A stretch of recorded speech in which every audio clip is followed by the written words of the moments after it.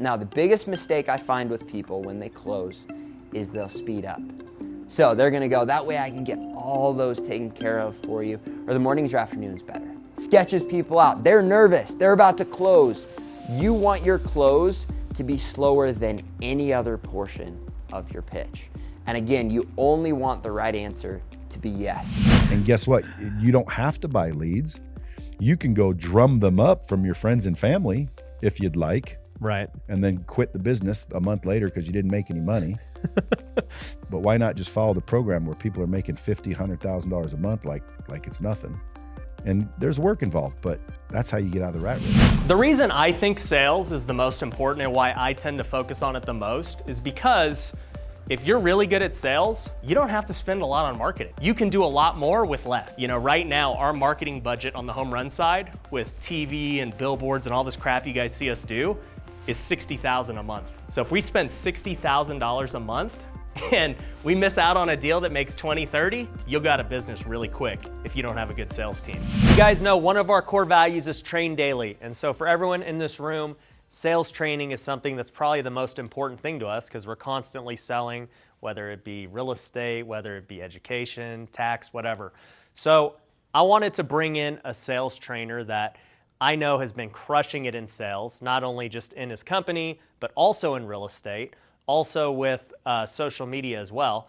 So you guys may have seen him, Chandler Smith. He came here last time about a month ago. Well, he was randomly in the area and I told him to come by. I want him to train you guys and see how many extra deals he can help us get.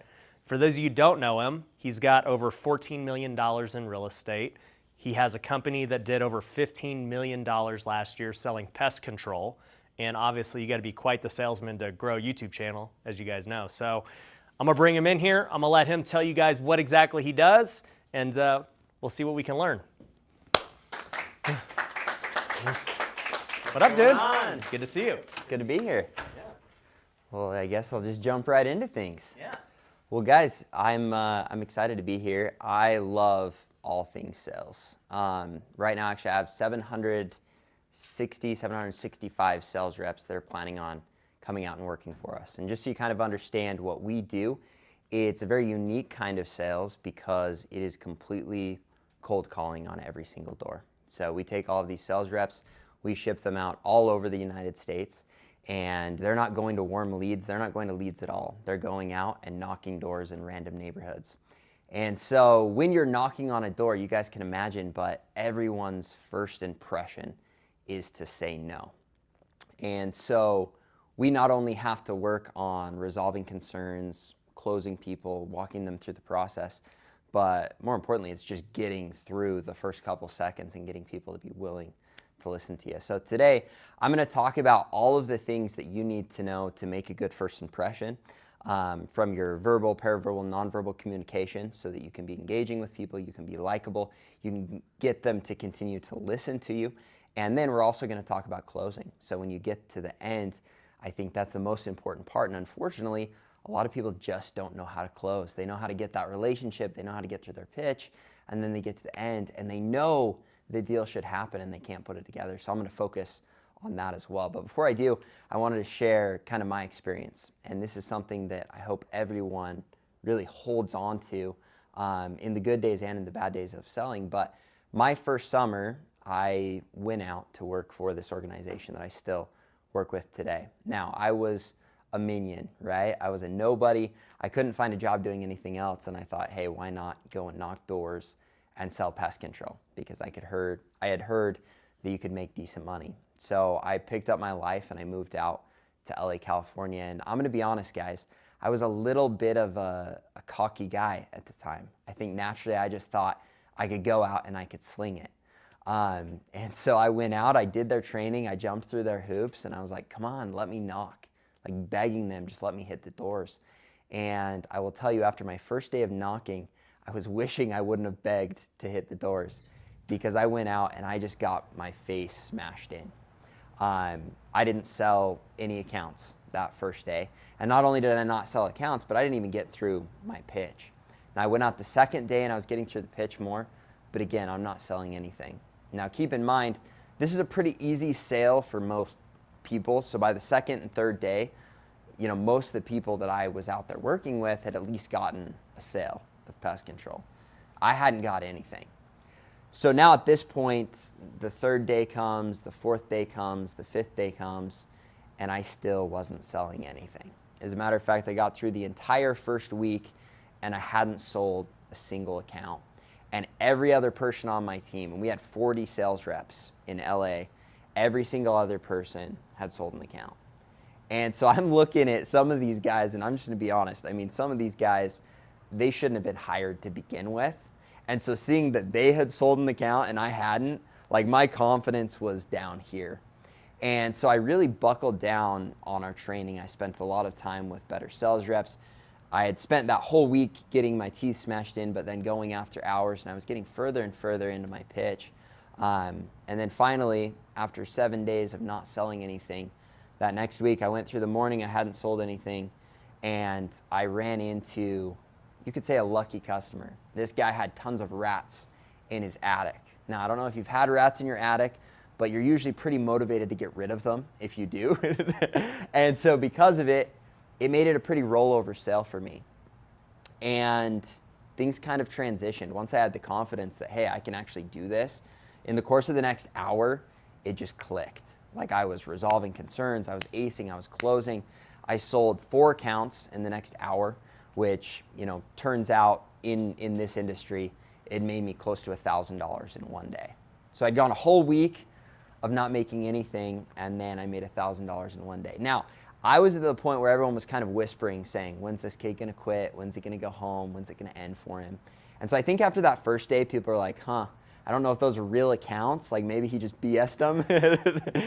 But the next day I went out, and it was a Saturday. I sold 1 account. The next day I went out and I sold 8 on a Monday. So we had Sunday off. On a Monday I sold 8 accounts, and everyone lost it. They're like, dude, what are you doing? And from then on out, I just threw down that summer. So I actually broke the rookie record for the company. I sold 459 accounts in under 100 days in the summer, and that correlated over to me making $96,000 selling pest control. So the reason that I share this story with you is I think before I went out, I always assumed that sales was a numbers game. The more people you talk to, the more people you're gonna sell. I can tell you firsthand that if you are doing the right things, you will sell exponentially more than people that aren't. And what's really cool about sales is there is always a next level. I've been doing this for 10 years, and every year I get better at not only training sales reps, but more importantly, reading the customer, knowing what to say, how to say it, and that correlates to a lot more sales. Now, to put things into perspective, in our industry, the average is to sell about 2 accounts a day. We have people that have sold over 30 accounts in a day. So when you think about how different that is, now this is a much shorter sale, but you need to understand the skill set you have in sales can always get better, and as it does, it will correlate to more sales, and in your case, a lot more money. Yeah, I think sales is so important. Where do you think you learned your sales skills from? I thought about this. One, Craig. Craig would teach us, how to handle objections. He would, anytime I had a question, I would ask Craig. When I first started cold calling, what I would do is if someone said, yeah, I want to sell my house, I'm like, oh my God, I know the best broker in Las Vegas. Literally the best. Do you have 1 minute to speak to him? Yeah. And he's like, sure. Craig, here. Please close him. Yeah, please, Craig. And my sales guys do the exact same thing. They'll get a hot lead and they'll be like, Ryan, this is the situation. Can you just close them? Like, you freaking need to close yourself, dude. You need to learn this. Yeah. And then slowly I started closing myself, but first I leveraged Craig. Yeah. And even in our future flipper program, Tony got a deal. Yeah. And he got me on the phone with the wholesaler just to help navigate it and make sure that it was done right. Because he was like, got to buy it without looking at it and, stuff like that. He still got the deal himself. But, when you're in these programs, you're going to be able to leverage people like me or Ryan or other people in the community. Right. There's some big players in the future flipper program already. There's Right. guys that have bought in 26 homes a year or more. There's guys making hundreds of thousands of dollars, and I know they're going to be a part of this program also. For sure. And a lot of those guys you described have not been in the game very long. No. You know, to get to where they're at quick. I'll say for me, sales is something that I have learned literally through repetition. So it's funny, when I first started marketing for, getting good deals in real estate, I took the approach that everyone else takes, where it's like, oh, I just, do cold call a lot, and I just send a bunch of text or whatever, and that's it. And I thought that because, for me anyways, if you put me in front of a good motivated seller or whatever, like, we're going to close, we're going to do a deal. Yeah. But I was missing the piece of that, yeah, you can get leads, but it doesn't mean you'll get deals, because these guys aren't good salespersons or people. And so, I started putting them through sales training and buying, all this stuff. And it started to click with me once somebody started explaining it like a puzzle. It was like, well, this happens. This is how you handle this. This is like the sales process of how things happen. And I'd never once thought about it. Like, I was a natural sales guy.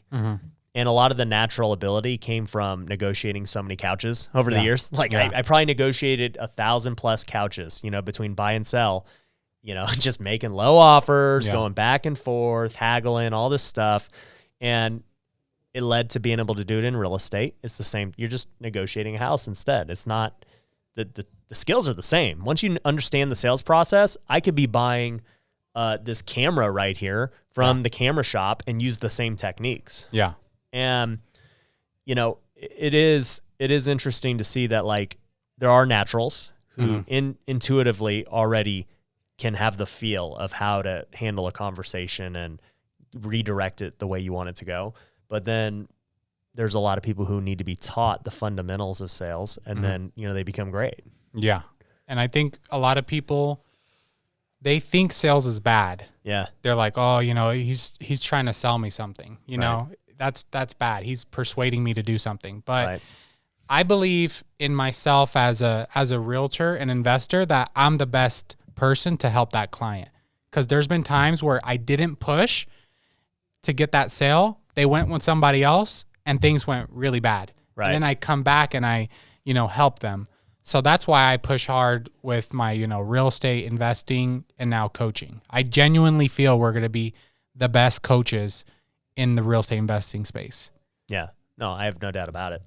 I also think too, as far as we're talking about sales and I guess what you brought up, like the ethical side of sales, it is what you said. I mean, there are so many people who are indecisive, right? And they don't want to make a decision, or, they make the wrong decision, right? And so if you genuinely do care about the prospect and, what's going to happen, not only for you, but them, I mean, it's got to be a win-win, right? I mean, you're selling for your benefit and their benefit. Because if you can't properly convey to them why it makes sense for them, you're probably taking advantage of them, right? Yeah. So if you can learn to properly convey that as a win-win, then there's to me anyways, there's nothing unethical about it, even if you are getting a great deal. I mean, at the end of the day, I tell people this all the time, like, running a business has cost, and a lot of people don't see that. A lot of people might see, oh man, they bought a house for $100,000 and sold it for $200,000. They freaking really did one to that seller. No. And it's like, no, dude, do you realize that we spent all this money on TV commercials to get that seller to call us? I've got overhead and office employees.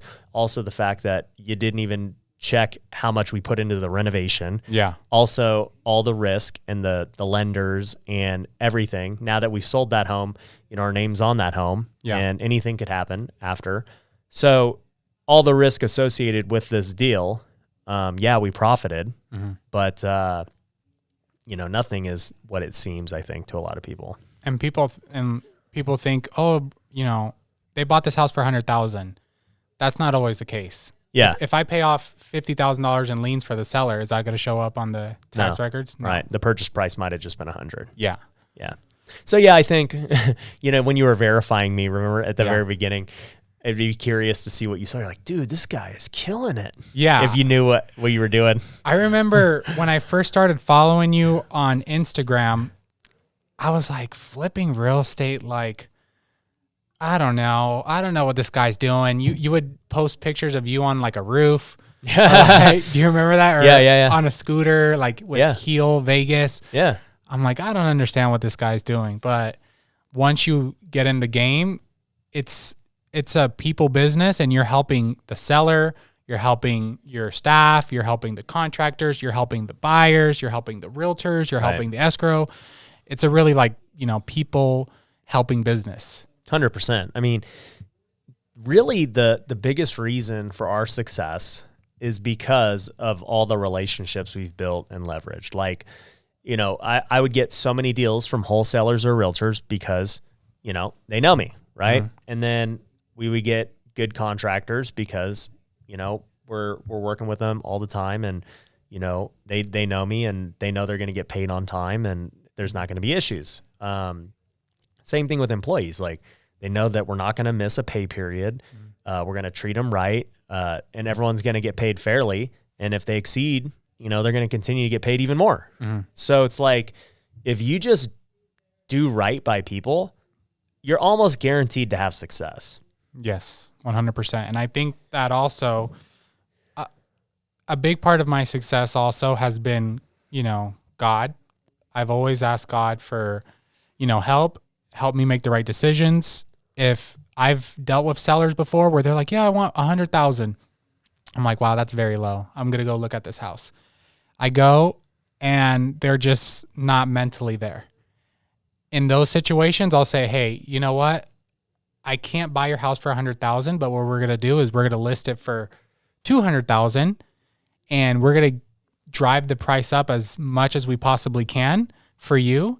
And, that's good. That's the best thing for you to do, not for me to buy it. And I think God has blessed me because in those situations, I'll do the right thing. Right.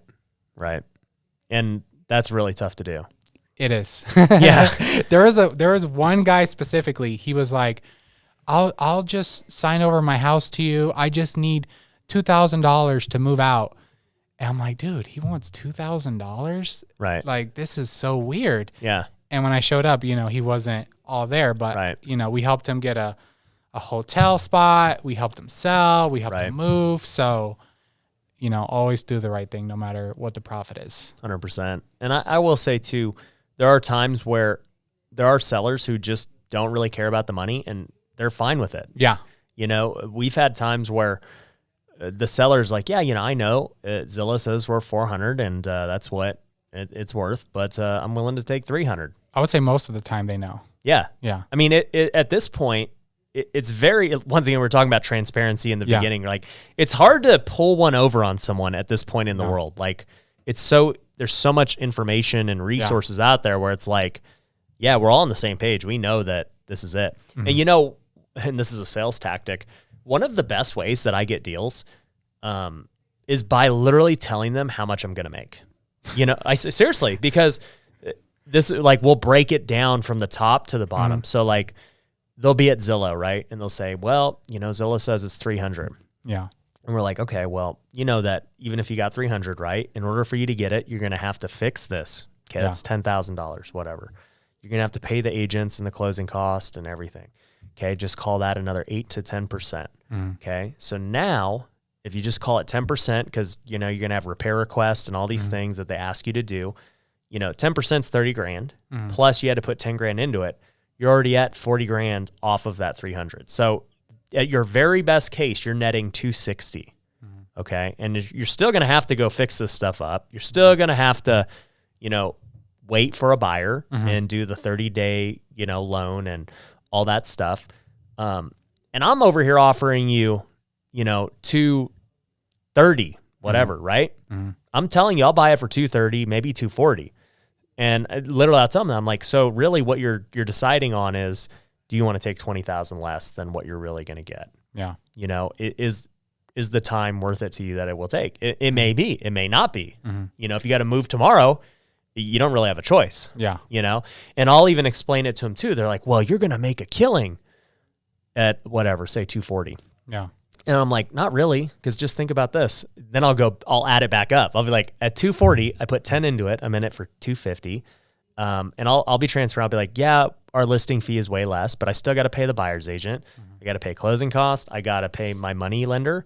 And I always say, I wish I had all the cash in the world, but unfortunately we have to borrow money to buy this home from investors, and we pay, a high interest rate. And, I'll run the numbers. I'll be like, we're all in this deal at 275. Yeah.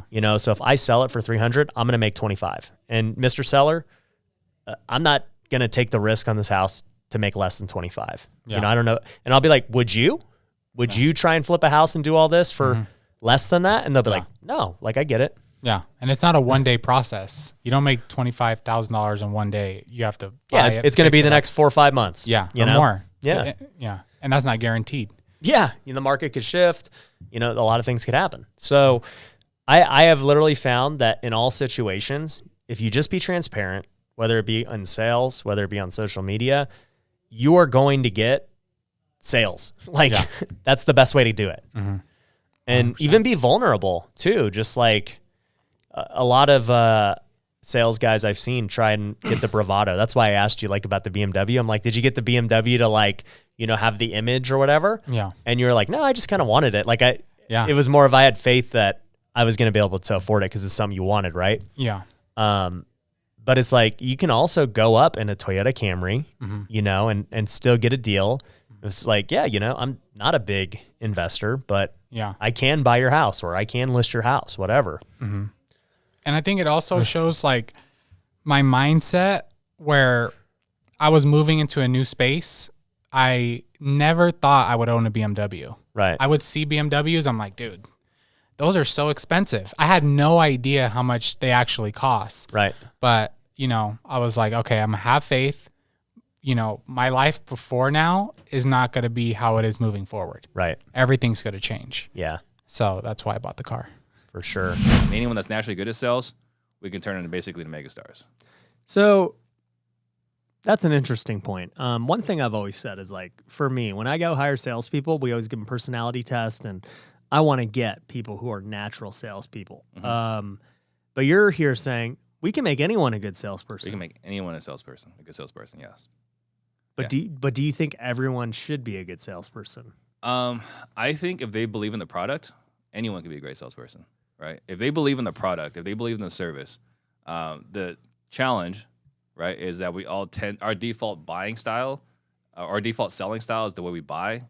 So there are some people that are going to have a hard time if they've always thought about every single decision all their lives.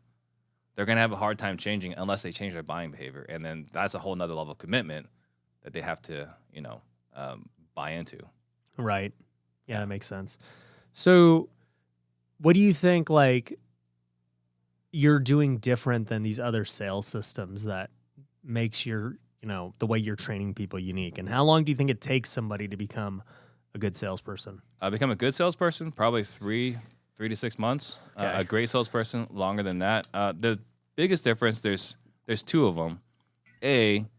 I've been punched in the mouth for a very long time in the sales. Like I said, I sucked at sales for a very long time. Right. So I've dealt with the objections. I've dealt with the challenges. All the different objections, I've heard it. Right. Right. So I think the first thing is that what we're teaching is what we're actively using in the living room today. Right.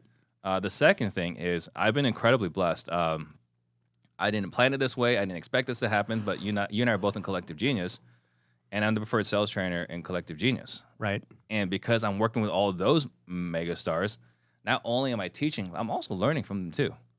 Right. So we've created this mini sales mastermind, or a sales mastermind, where not only am I teaching what's effective for us in Phoenix, but I'm learning here are some other things that they'll use. Right. How we create scarcity in Phoenix is different than how they would create scarcity in Virginia. Right. Right. The objections you have over in our market with we don't run into attorney objections, generally speaking, right? Right. They run into attorney objections in the eastern part of the country. So learning from other teams as well. When you're teaching people, when you're teaching high-level people, you have to get better. And so I say that's the other component, too, that's made us great. Right, right. I mean, obviously, you guys are doing $800,000 a month now. Mm-hmm. And you were just telling me Marucci, which is funny. Marucci is a baseball bat company that when I was playing back when I was 19 years old, had just come out, and the owner was like giving us the bats. This dude like just came out with it from Louisiana. I was like, dang, these are nice bats. And then you just told me what they sell for. It just sold for $220 million. $220 million. And I remember meeting the owner, like getting a bat, because that's just how baseball is. It's like a very small community. And I'm like, this bat's pretty tight. Yeah. Freaking crazy, dude. It is crazy. And to me, I love love that. it, yeah. I love that they Gives just you sold a for good 220 valuation, million man. because they just sold for a 15 multiple. So, you know, it gives me something to look forward to. And, Dude, you if know, you need get any it other to- partner for Camwood bats, you let me know. I'll let you know. So with how did you, okay, what I want to know is, all right, you go watch Russell Brunson, you start to understand, okay, I've got a good product. It's a physical product. I'm going to go add a digital product to it. Cost me the initial cost of creating the product, but after that, you know, it's free, but now it adds a ton of value. Yep. But still, that doesn't make you sell $1,000 of wood bats to 800,000. So No. what did you do? So the first thing that I did was obviously no marketing background whatsoever. I didn't even know what a Facebook ad was. Didn't know what an Instagram ad was. But I heard Russell say, go to where your people are, right? And as a business owner, I knew that I was looking for the dad buying for his son or daughter, right? Because a 10-year-old kid's not going to have the money to purchase my program and my bats. Yeah, right? and he don't even know if he needs it. So where are the parents that have kids? So I looked on Facebook and went to Facebook groups, and I started going down the list of Facebook groups. You have, you know, travel baseball parents, you have travel baseball bats, you know, who are the people in this group, right? And those were my dream customers. So I went in that group, and I mean, this is free for anybody to do. Literally go in there, provide value to the group, right? So people are posting swings or their son or daughter swinging in the group. I'm going in there in the comments and I'm commenting what they're doing, you know, what I would tweak. Yep. And at first they're like, well, who is this guy? Right. But after they see you comment and talk and provide value over and over again, then they're going to look into what you're doing. Right. Right. So I had a parent, Jeff McDaniel was his name. And he reached out to me and said he was looking for some, like an online coach for his son. His son was 8 years old, hitting the bottom of his lineup. I mean, the kid had a problem with striking out. His mechanics were not very good because he was swinging straight up at the ball at 8 years old. But so I didn't even have the program at this time, the 30-day. And he reached out to me. He got the bats, and I had the rough draft ready, and I sent him the rough draft and said, just follow this 30-day system and let me know how it goes. You know, this is what helped me, right? And in just 30 days, his son went out there and his first game back hit 3 home runs. Jeez. In just 30 days. He went from the number 8 hole hitter on his team to hitting 3 home runs his first game back after doing my program. So what do you think his dad did? He Told just, everyone in that group, told everybody, posted about it, the before and after videos. And before you know it, I just had a ton of people asking, you know, how can we do this program as well? Yeah. And I was giving that program away for free at the time. Yeah. So even then, I just gave them the program, and, you know, I started accumulating 10, 15, 20 testimonials of the kids that are seeing just amazing results. And that's the main thing. Like, if you're going to sell something, you can provide value, you have to get the results. Right. So, you know, that's what really launched it, and what started it is the testimonials of the parents saying, you know, my son gained 10 miles an hour in 30 days. And as you know, 10 miles an hour in 30 days, that's massive. Yep. And, you know, those are the type of results that we were seeing. And we just piggybacked off of that, started making Facebook ads, Instagram ads, and it just blew up from there. That's crazy. So you go into Facebook, you do some sweat equity, essentially, just earning your customers. So I had no money at the time. I had a normal job, normal 9 to 5, making, you know, $50,000 a year. I didn't have any money to put into the business. So how did it scale? I mean, you start getting some real customers. I mean, at that point though, like, you're not mass producing these bats. So No, not at that point we weren't. So we obviously I made a little bit of money by me just going in there and talking to people in the Facebook groups. Right. So then I started learning about Facebook ads, and I said, hey, let me throw $5 into this. Okay. So I threw in $5 into a Facebook ad because I know my margin. You know, it cost me $15 to make a bat. I'm selling it for $100. So I knew my spread. So I knew I could go, you know, 10 days at $5 a day without selling. I can make one sale and I'm still profitable, right? Right. So I threw an ad out there, and we might bring back 1 or 2 sales that week. Yeah. Okay, I profited $20. Let me go ahead and throw that 20 in there Yep. instead of the 5. Just testing. Just testing, and it just snowballed. Within a matter of probably 6 months, I didn't take a single dollar from the business for an entire year. Uh-huh. So we had done over $1 million, and I didn't take a single dollar. So I just kept repurposing it back into Facebook ads and Instagram ads. And before you know it, we're spending $4,000 a day on ads. Wow. And it was just a cycle. It's just don't take any money out, just delay the gratification down the road. Yeah. And that's, the business blew up from that. So really it just was testing ads, starting to Right. get results, and then just throwing everything you had back into ads. Yeah. Cause if you're running an ad, if you put $1 in and you receive $3 back out, You're great. how many are you going to put in? You want As to put in many as as you much can. money as you can. So, Yeah. and that's what we were doing until we ran into the issue of getting wood for the bats. Oh. So we ran into an issue with there was a massive wood shortage. Yep. And we couldn't get the wood that we needed, so we had to scale our ads back. We literally almost ran out at one point. That's crazy. Yeah. Yeah, I guess that makes sense because, with housing, right? Lumber prices and everything out, like just getting wood in general stuff. Yeah, it was literally just the wood. Whenever the lumber prices went up and the shortages and all that went down, there was nothing here in the United States for us to buy. I had bought literally all of it. Because it takes a specific weight to make our bat. Yep. So, it already diminishes the supply right there that we Yeah. can buy from. And whenever the shortage happened, there was literally nothing for us to buy in the United States. So we had to look elsewhere. That's And crazy. luckily, we found a source that could supply us with the needs. Yeah, and by the way, for those of you wondering why his bats need a certain weight, it's because they're a training bat. I don't even know if we mentioned that, but it's not like these normal bats that we think about buying. Like his are meant just for practice. Yeah, it's just a training baseball bat, just a wood baseball bat. And like you said, it has to be a certain weight for it to take that effect, because Right. we want it to be a heavier bat to increase the bat speed and increase the strength of your swing muscles and all that. Yeah, dude. I'm gonna grab the bat while we talk, so I can show the people who are watching on YouTube what the bat looks like, because it's so different looking. But Oh, I it's a was weird looking swinging bat. it. I was like, okay, I could see why this works. Like it's funny because I just started playing golf 6 months ago, and I'm looking at every training device there is. I'm like, my swing sucks. Like, because I'm trying to get the right feel for how my swing should feel. Yeah. Because just swinging the club by itself is not getting me the results I want. So I'm looking at Yeah. all the training devices. And what's funny is when I was playing baseball, I didn't use very many devices like that. Yeah. I'm like, okay, tell me what I need to do with my swing, and I tried to adjust. Yeah, So, and that's the thing is like there are other devices out there in baseball right now, but they're all like, okay, I'm going to attach something to your shoulder to help. They're like mechanisms that you attach to something. yeah, What that's what I like about my bat is it is literally one solid piece of wood. It's a normal wood baseball bat. Yeah. So here on YouTube, I just brought his bat out so you could see like the front is normal, and he gave me a custom engraved one, the Ryan Pineda show, which you don't even engrave other ones, which No, we'll get we into don't. in a minute. Yeah. But you can see in the middle, it's got this big old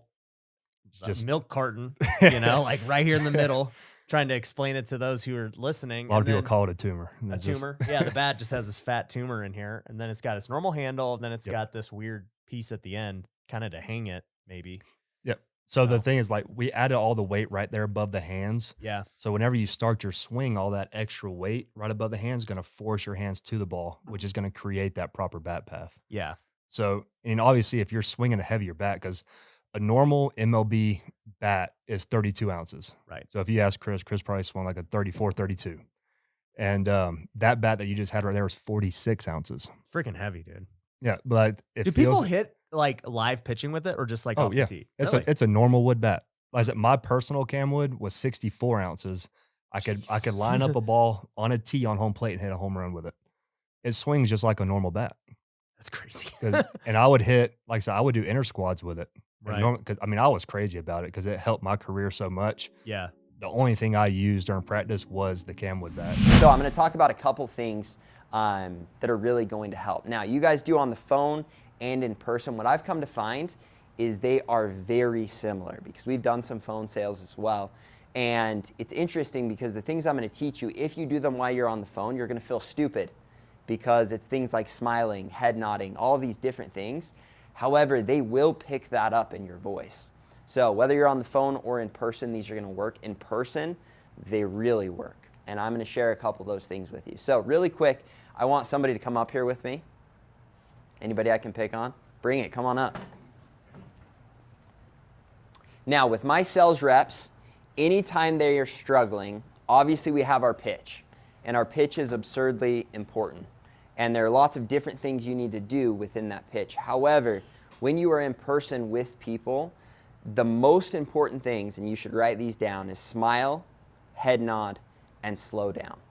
Now, it's going to sound so stupid to you, but these things, I say them thousands of times to my sales reps because they're extremely important to make people feel comfortable. If you're a fast talker, you've got to change it, because the faster you talk, the more sketchy you sound and the less likely they are to trust you. But more importantly, you're trying to get them to mirror you. You're trying to get them to feel comfortable, to feel at ease. And as you slow down, they'll slow down. As you smile, they'll smile. As you head nod, they'll head nod. And a great example, I'm sorry, I probably brought you up a little early. We're just gonna make you stand here for a minute though. The best example of this, if you watch speakers, how many of you, do you remember Mitt Romney as a speaker? Okay, and obviously I'm sure a lot of you remember Obama as a speaker. Obama was the best at this, Mitt Romney was the worst at this. If you look when they're speaking, they're making points and Mitt Romney is going like this, right? I'm not gonna raise your taxes, okay? That doesn't seem very believable, right? When you're looking at a speaker, if they're negative head nodding, you're gonna be negative head nodding and say, I don't understand why I'm not connecting with this person. However, you look at Obama, every statement he makes, you feel like he's looking you right in the eye and he's giving you one of these, right? And if you look at his audience, a lot of times they're just going like this. They're just head nodding and agreeing with him. You will know you have you're winning if you're getting them to smile and to head nod, okay? So we're gonna do a little demonstration here. Now I'm gonna do a pest control pitch. However, you guys can move this over into what you do. Your goal is to not smile and to not head nod, okay? You have to do everything you can. Now keep in mind, they have done studies, and when people smile, when they head nod, there's an endorphin release. They feel more comfortable, they connect with you. And the same goes on the phone. Now, you need to be head nodding, you need to be smiling, you need to do these things to get them, because when they're on the phone, you want to literally hear in their voice that they're going like this, okay? And so in person, I'm going to do a pitch. You guys are going to see a pest control pitch here, because that's what we do. But I can move it over into anything else you guys want, and we'll show you how to do it. So, you straight face. You guys, if he smiles, you call him out on it. If he head nods, you call him out on it. All right? I'm already smiling, so I gotta. Okay. All right. Got to answer the door. I just knocked. You're smiling though, so be careful. All right. Not smiling. Hello? Yes? Hey, how are you? I'm good. How are you? Good. My name's Chandler. I'm with Aptive. It's pest control. I'm actually coming around. Do you know Susan across the street? Yes, I do. Yeah. I'm taking care of her, Joan, about 15 others here in the neighborhood. It's been a lot of problems with the spiders, ants. I'm sure you know how it gets. Right. They were telling me about it. Yeah, they're awesome. The reason I'm here, if I can get you in with them while we're here, I'm doing it for more than half off. What's the square footage of your place? It's around 1,500. Cool. Awesome. Now, what we do, you know how you'll get the spider webs, wasp nests up underneath the eaves? Right. Yeah, definitely. If I can get you in with them, I'm going to sweep those down and treat them all the way around the home. Now, that's going to look nice, but that way nothing is getting in through the attic, dropping down into the home. Now, around the base, have you ever noticed how you get the cracks, crevices? Yeah, definitely. Yeah. Okay, we're going to stop for a minute. How many times did he head nod with me? I'm getting him warmed up a little bit, right? Yeah. Now, there are a couple tricks to getting people to smile and to head nod. One of them is chuckle talk. And I picked on you. You did a great job. You actually held pretty strong. So, obviously, sit down. With them, the way that it works is there are a couple things that will get people to agree with you. They'll get them to smile. They'll get them to head nod. And what it is first off, it comes down to eye contact and eye contact breaks. And it comes down to putting in head nods consistently throughout your pitch and using them in the proper place. So for example, in my pitch, will have all of my sales reps plan eye contact breaks. Now with you guys, have you ever noticed, I know you're told to keep eye contact with people, but it's really hard to keep eye contact because if you keep eye contact with someone for the whole time, it starts to get uncomfortable, right? While I'm doing this, you tell me, how comfortable are you at this point? Right? You're good? What if we do it for the whole time? Do you guys think he's going to start to get a little bit uncomfortable? For sure. Same with when you're interacting with someone, right? If you keep laser eye contact, they're going to get uncomfortable. That's not our goal. Now, I'm uncomfortable. Are you uncomfortable? Yeah. So what you do throughout your pitch is you're going to plan eye contact breaks. Now, what's really cool about eye contact breaks is when I make an eye contact break, and then I make eye contact again, I give a head nod, what's he doing? You're head nodding, right? Everybody's head nodding. Gives you this ability to break eye contact with something that matters and connect. However, if you're one of these people where you're talking, and you're looking up here, and then you're talking, and you're looking down here, and you're talking, and you're looking up here, people won't trust that as much, right? Anytime we see people looking down, it makes us uncomfortable, and you want to say maybe it's sketchy, okay? So it's so crucial to make sure that you have planned eye contact breaks and that they're followed up with smiles and head nods.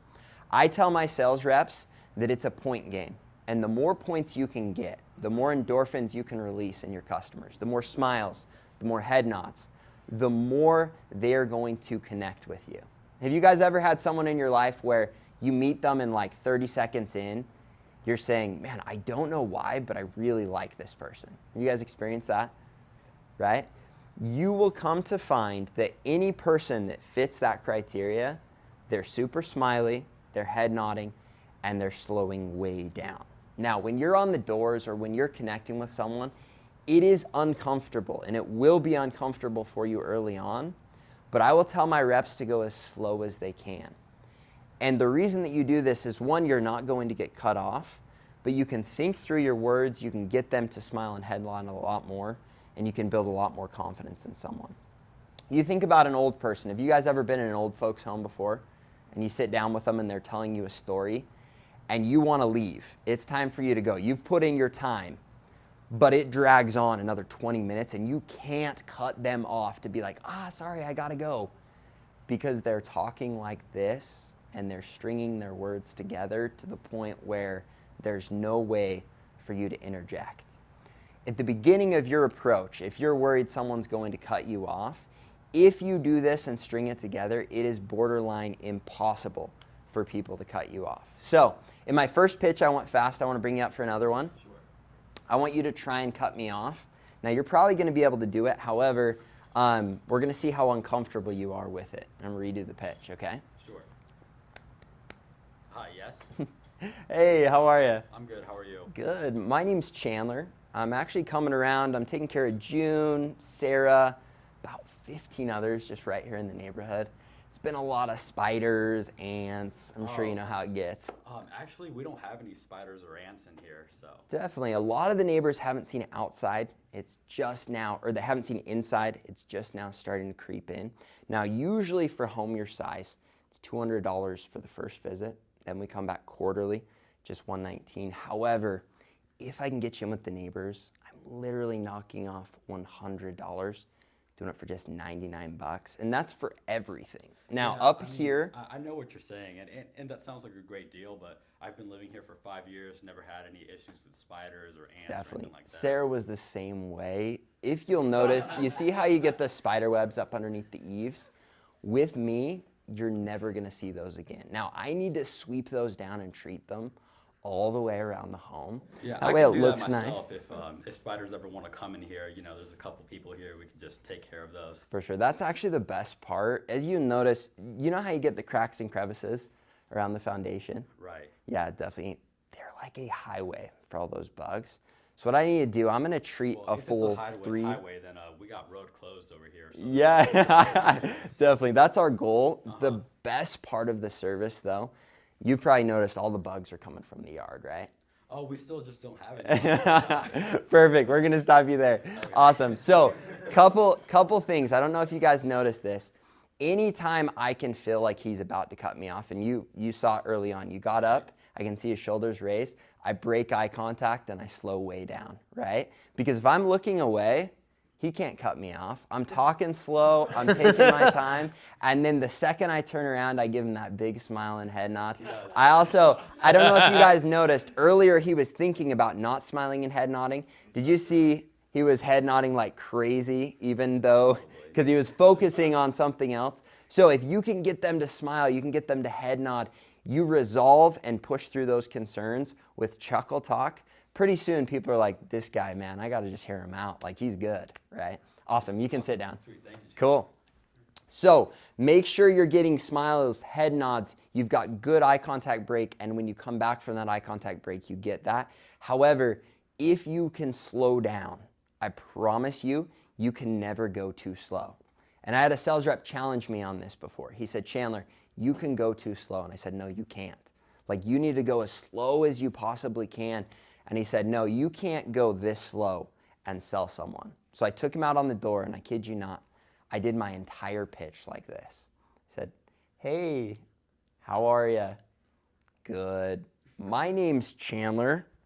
I'm with Aptive. It's pest control. Okay, I'm not going to do this whole thing. Here's the deal.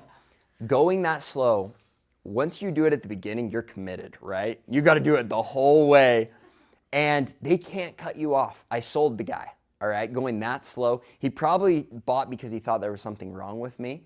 But my point is, people will not cut you off if you slow down. So when you feel like people are cutting you off, they're trying to end the conversation, take a deep breath and slow down. Another helpful hint, when you get to the point where things are uncomfortable, and then I'm going to go into resolving concerns, acing, and closing. But a lot of times you'll get into a point where people are uncomfortable. And in my business, there are two kinds of concerns. There's smoke screens and there are actual concerns. Now with smoke screens, that's what he's given me. Anytime you're in the beginning, I'd say 1 to 2 minutes with someone, anything they say, especially on the doors, is most likely a lie to try and get you off the phone or off their door. So you're gonna use a happy word like sure, great, perfect. You're gonna give them a big smile and you're gonna go right back into what you were saying.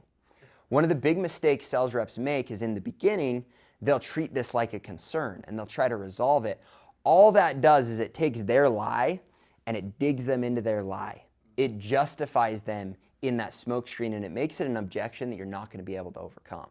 However, if you blow through it with, I call them happy words, sure, great, perfect, and then you roll right back into your pitch at the beginning, that's going to work. Now, that won't work if it's a real concern or real objection, and that is what we're going to talk about next. However, one helpful hint with real objections.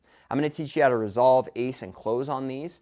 However, if you get in a point where you're stuck, you don't have any more resolves, you don't have any more aces, you don't have any more closes, you need to redirect and get their mind somewhere else and then go back into it. You know, they help guide you to the answer. Well, what's funny is that if you look at, going back to, talking about geeking out in sales, as all the stuff we talk about in sales is all rooted in psychology. Right. Right. It's all taken just from studying how psychiatry works. Right. Taking the future and having them feel the future emotions, right, to compel someone to take action. I mean, when you're fixing someone through therapy, you're having them experience the emotions and then convincing them to take the necessary action to fix it so they don't experience those emotions anymore. Right. It's the same thing as sales. Yeah, 100%. It's funny because I've never had sales training until recently, but I was always a good salesperson. Like it goes back to entrepreneurs tend to be naturally good salespeople. It was just a natural thing. And I realized over time I had to sell people on my dreams and my vision to hey, come join me on this, right? There's no proof that this exists. I'm selling you on the dream, right? Yeah. We don't know for sure we're going to make it, but we're going to do everything we can. Yeah. And you believe that my vision is good and I have to sell you on that. If I'm unsure of my vision, I'm like, dude, I don't know. It might work, but I'm not working for you. No, you're like, dude, this guy, he did not sell me, right? But we don't realize that everything is sales. It's funny. I had a guy in the comments. He was just talking crap. He's like, you're always selling crap and, you need to learn stuff and, quit being a pitch things. And, this guy, this so-and-so doesn't pitch, and you need to be like more like them. And I was like, fool, do you realize you are always being pitched, whether you know it or not? You're just too dumb to know that this guy's pitching you. Right.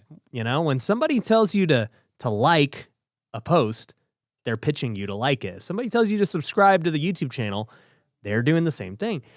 All the free stuff that you think that they're doing is a sales pitch to make them money. By you subscribing to my channel, I make money. By you signing up for that free affiliate or signing up for a newsletter, it's going to make money. Okay? It may not be direct as, hey, buy my course that has this price. And so I guess to the dumb person, you may only be able to associate people selling when there's an actual price associated with it. But the reality is the sneakiest salespeople are the ones you don't know are selling you.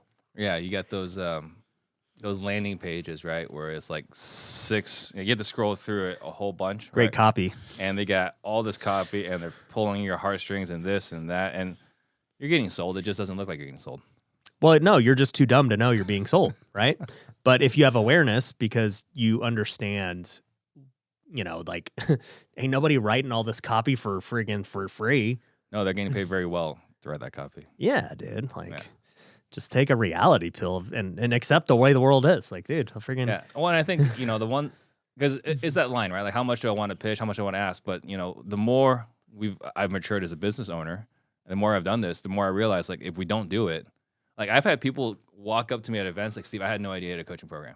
Exactly. Right? And they're like, if I had known you had a coaching program, I wouldn't have blown my money on this other guy. It's like, yep. How do I feel now? Is like, I could help this person, and B, they invested whatever money they had and got no results. Right. Right. Knowing that I could help them. So, but you didn't do a good enough job of selling. I did not. You didn't make people aware of how you could help them. Exactly. So, yeah, I think for the guy that's really upset about it, I mean, the reality is everyone has a short attention span. If we're not going to keep talking about ourselves, no one's going to do it for us. No one is. Steve ain't over on Real Estate Disruptors like, dude, Ryan's got the best stuff. Like, you need to, every day, he's like, just go sign up for Ryan's stuff. So, yeah, thinking of insurance, you and I were talking about this a while ago, just like looking at guys like Patrick Bet-David, I interviewed a few months ago. He just sold his insurance business for, I don't know what the reported figure was, but multiple. Quarter bill. Yep. $250 million. Then I know Ed Milet's. After 8 years. 8 years. Ed Milet's been super successful with insurance. Ed Milet's been extremely successful, all from insurance. Yeah. But you never even know that those guys were insurance. Yeah, they don't talk about it. They don't want to tell anybody.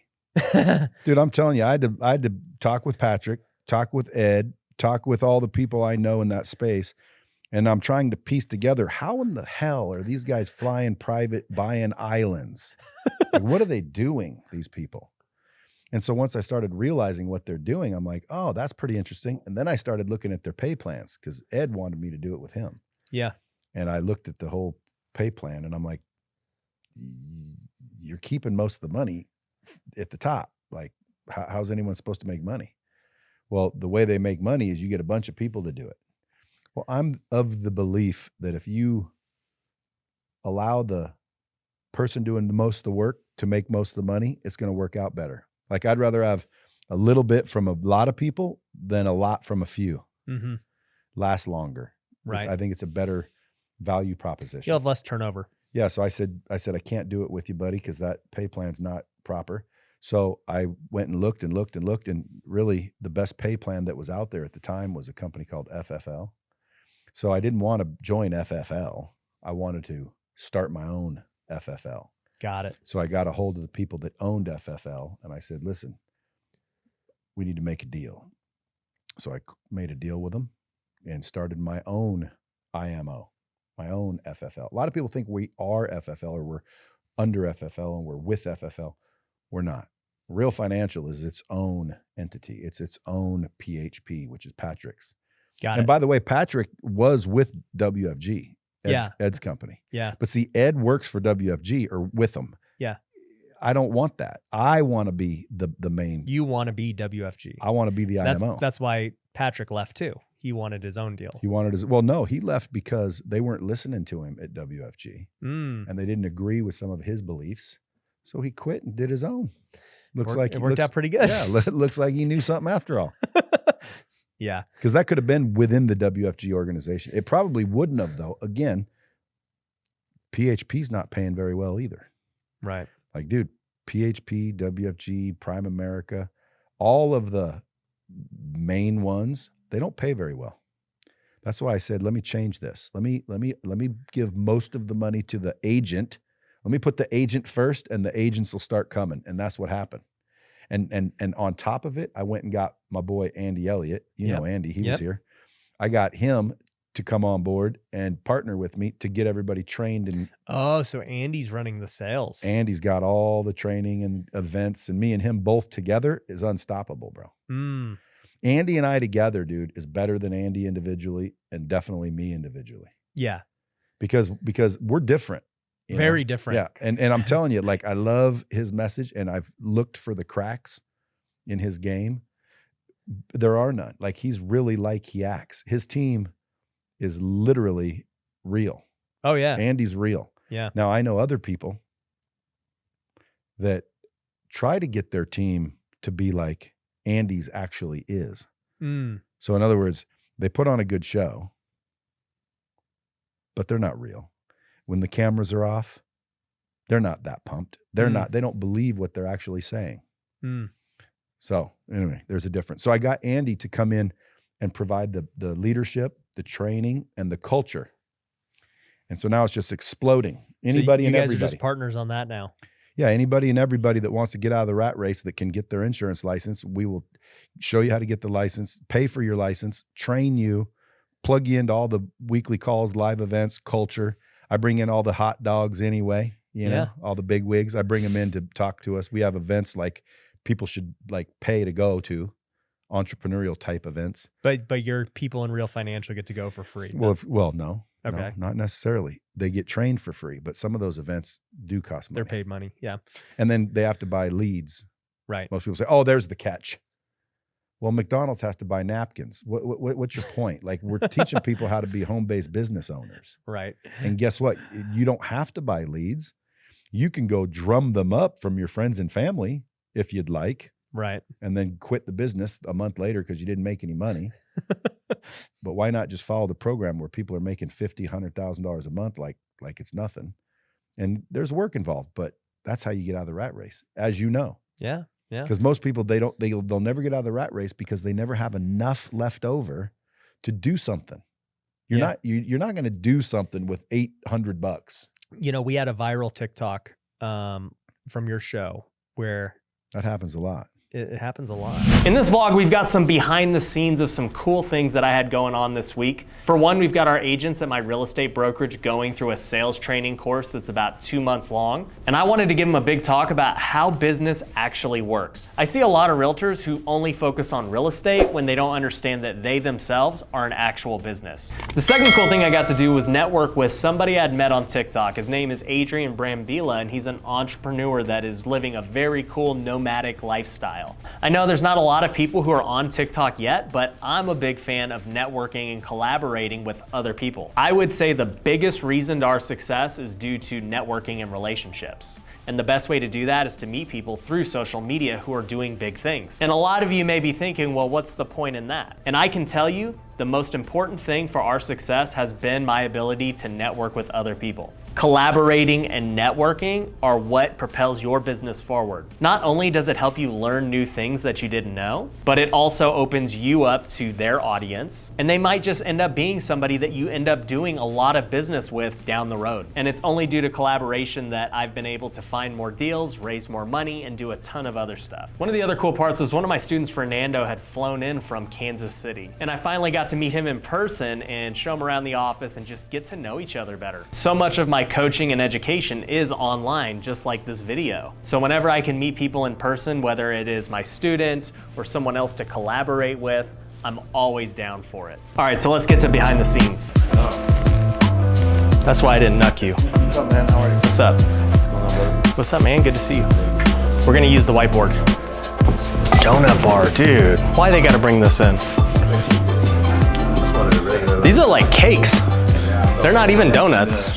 Any business, okay? It doesn't matter being a realtor, or be in, the donut shop, whatever these other businesses are. Business is broken down into 3 different things. You got marketing, you got sales, and you got operations. Okay? It literally does not matter what business you have, they all go the same way. I see a lot of people work this backwards. They say, well, how do I get more leads? How do I get more leads? And they pay a lot of money to Zillow, to whoever, and they're worried about only this. And then they forget that they suck at this. They can get all these leads, but they can't convert them to sales, okay?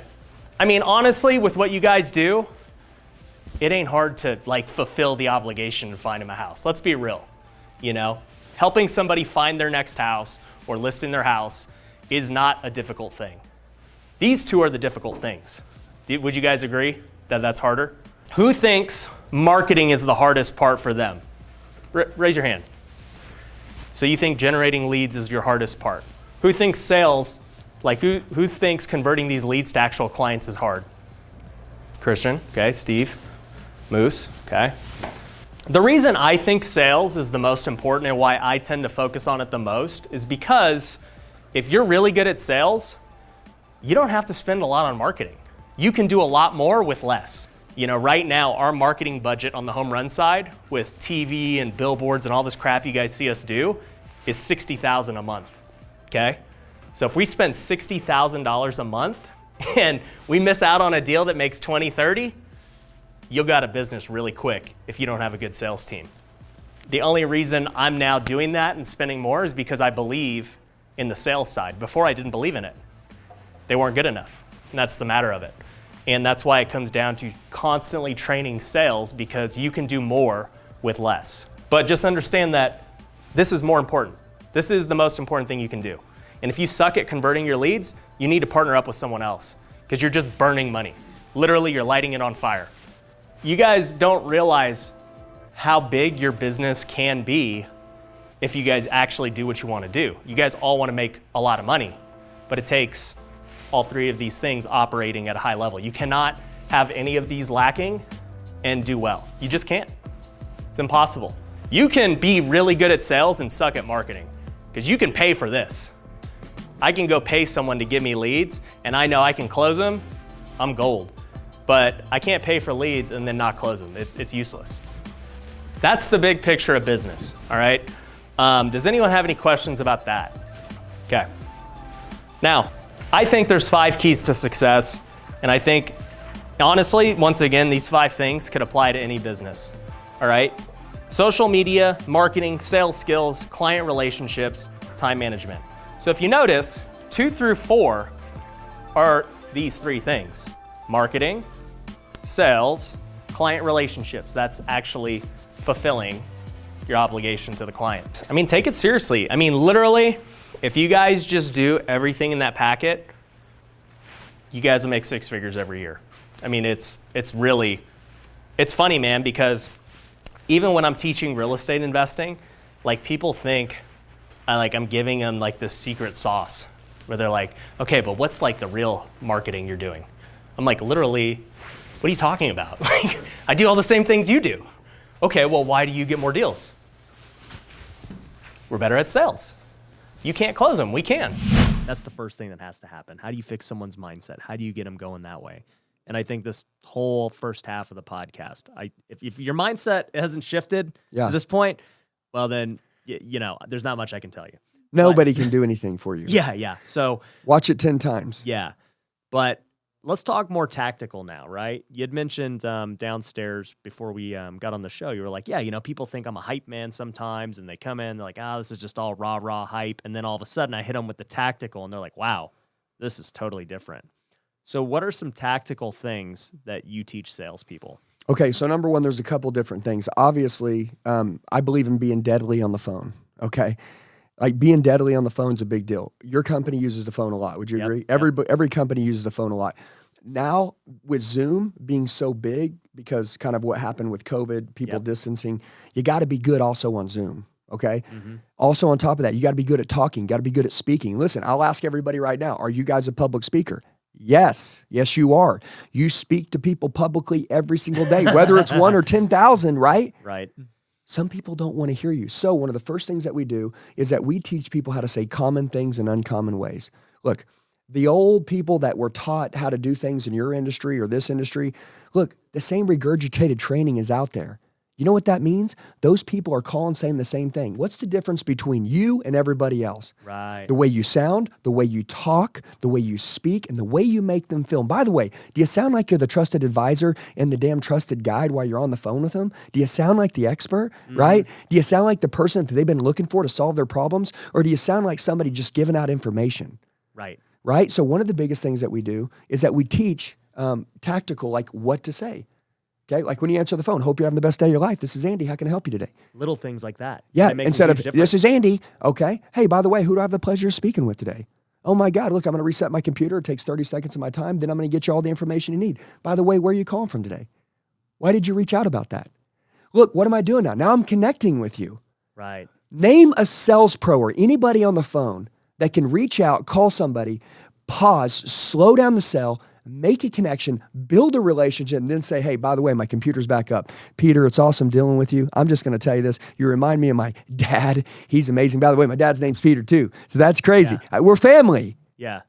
And now I go into whatever it is that I'm going to talk about that you need, that's good for you. Now you trust me. People buy from people that remind them of their friends. Done. Right. So we teach people tactically what to say. By the way, so I'm going to say this to you. I am not good at learning, is what I believed. That is bullshit. You are good at learning. Everybody learns differently. You may retain information by watching it video, by reading it. Some people read it in a book. Listen, if I read a book, I'm not going to retain it. I have to read it in a book, then write it down over here. I have to. I have spiral notebooks, thousands of them. Wrote down, I write everything down, and again, and again, and again, and again, and again. How many times have you watched a YouTube video and you got something valuable out of it, but you didn't write it down, and then later that day you're trying to think of what it was, you couldn't remember it, so you couldn't use it. Right.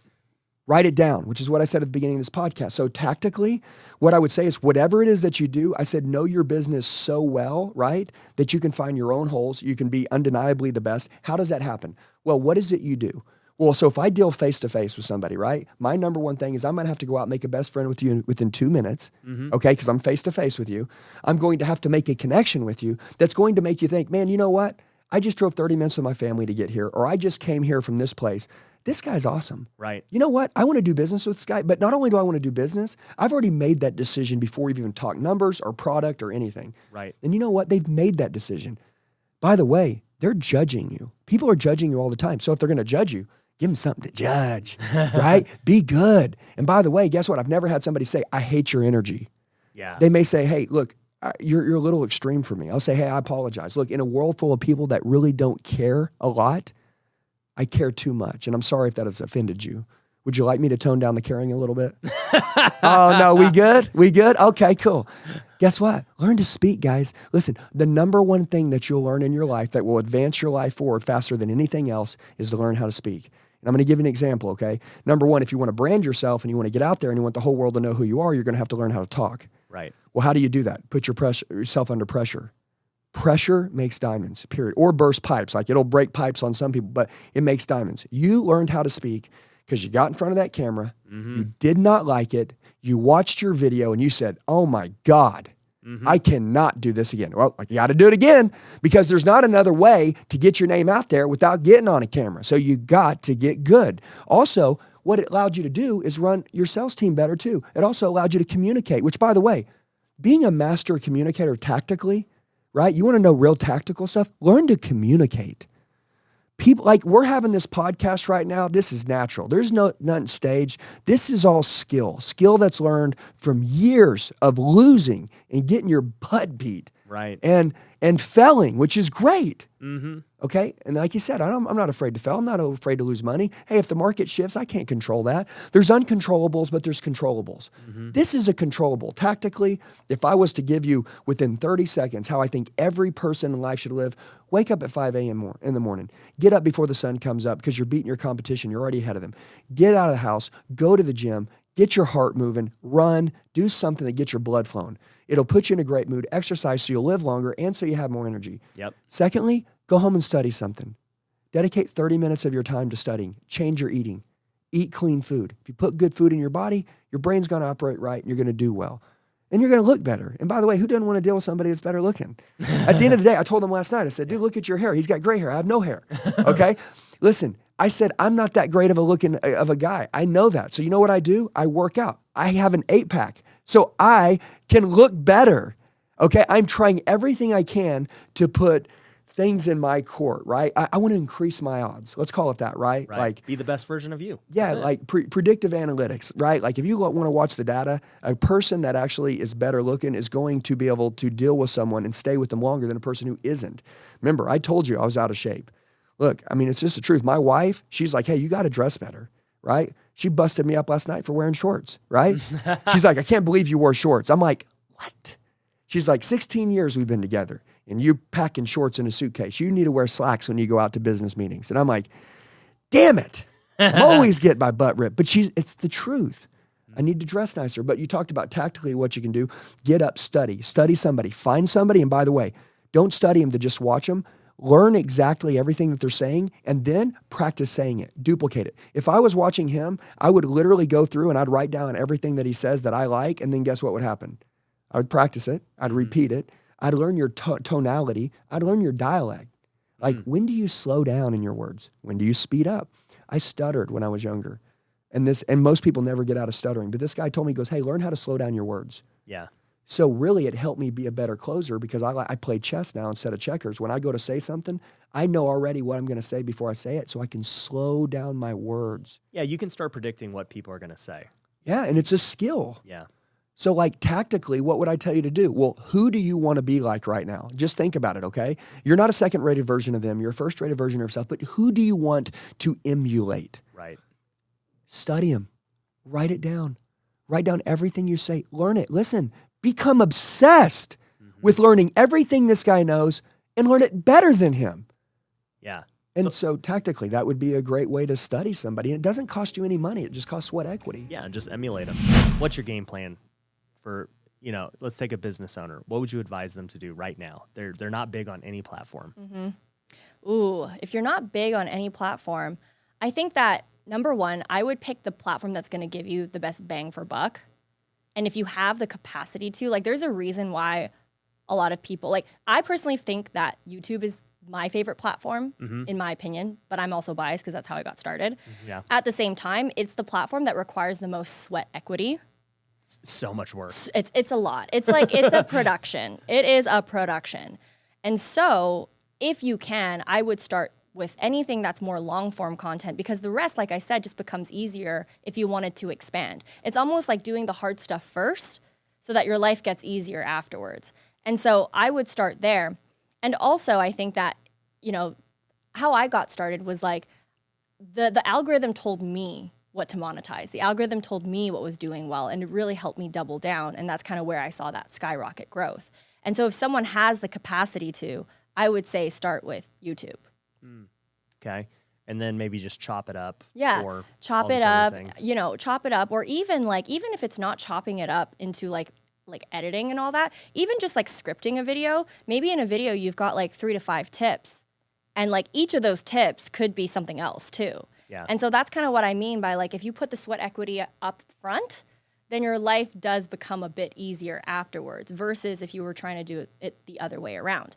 Now, if you're someone who doesn't have the capacity to do YouTube, the next platform that I would do is probably Instagram. If it's for sales, I think TikTok is probably going to get to that place where you could sell and it would work. But if I'm like short on time and I really want to choose one platform just to get sales, not to get famous, I would probably pick Instagram. Yeah, now. I think Instagram's the best for sales. TikTok, I've got 1 million on TikTok now, and it's like I don't even try to sell on there because I'm just like, yeah, you know what? It's just not even worth it because we can't really DM the right way. And yeah, and like you said, I think TikTok is a really great awareness play, but I think it just goes as far as that for some people. Like, for instance, like there's so many people that are just on the For You page. And I think that's why TikTok is so great for creators because you get eyeballs that you would have never gotten on other platforms. But then once you actually want to sell something or you really want to nurture that relationship, like you don't know if you're ever going to see them again. Like I follow a bunch of people on TikTok And I sometimes don't ever see their stuff ever again if I'm on the For You page versus if you check the following page, but who's like, most people aren't on there. Yeah. And so unless that person like consistently gets a video that's going viral, then I'll see them on the For You page. I don't know. You're more on TikTok than I am. Like, do you see a similar issue? Honestly, I don't really watch that much content. So it's hard for me to say. Like, I should watch and like not even watch it from entertainment, but like For to the learn. algorithm. Yeah. Yeah, and just to be like, okay, like tell me like what's going on? Like what kind of content maybe could I make that's, you know, kind of trending? Not dancing, but just to understand. But I don't know. I've personally never even liked social media growing up. You know, I didn't want to be a YouTuber. You know, when I hear you say that or guys like Mr. Beast, like all I've ever wanted to do is be a YouTuber. I'm like, that's crazy. You know, like all I ever wanted to do was play baseball. And, you know, once that didn't go, I just wanted to do business. But I realized social media was so important, you know, as time went on. And so I did it. And I enjoy it now. Don't get me wrong. But consuming it is something I don't want to do because it's just, I also think it's just like, man, I get in the rabbit hole and like waste hours. Yeah. What I like to do is I actually don't consume. Funny enough, I don't like saying the word competitors, but people who do similar content to me, I don't watch their stuff. Yeah. Like I purposely don't watch their stuff because I want to protect my creativity, and I also don't want to go into like the comparison rabbit hole that a lot of people do. That too, and that's part of the reason why I don't want to watch. Yeah, it's like I don't want to watch, but I'll still like go on their profile and then I'll rank their videos from most popular to least popular to see like what topics are they winning in. And then I'll ask myself, okay, well, their video or their content piece about this topic really popped off. What's my take on this topic? And then I'll still get content ideas from my quote unquote competitors. Right. I just won't watch their whole video because number one, I don't want to accidentally like, you know, I don't want it to kind of cloud my originality and also like protect your mental health. Like I don't want to feel bad about my stuff. Yeah.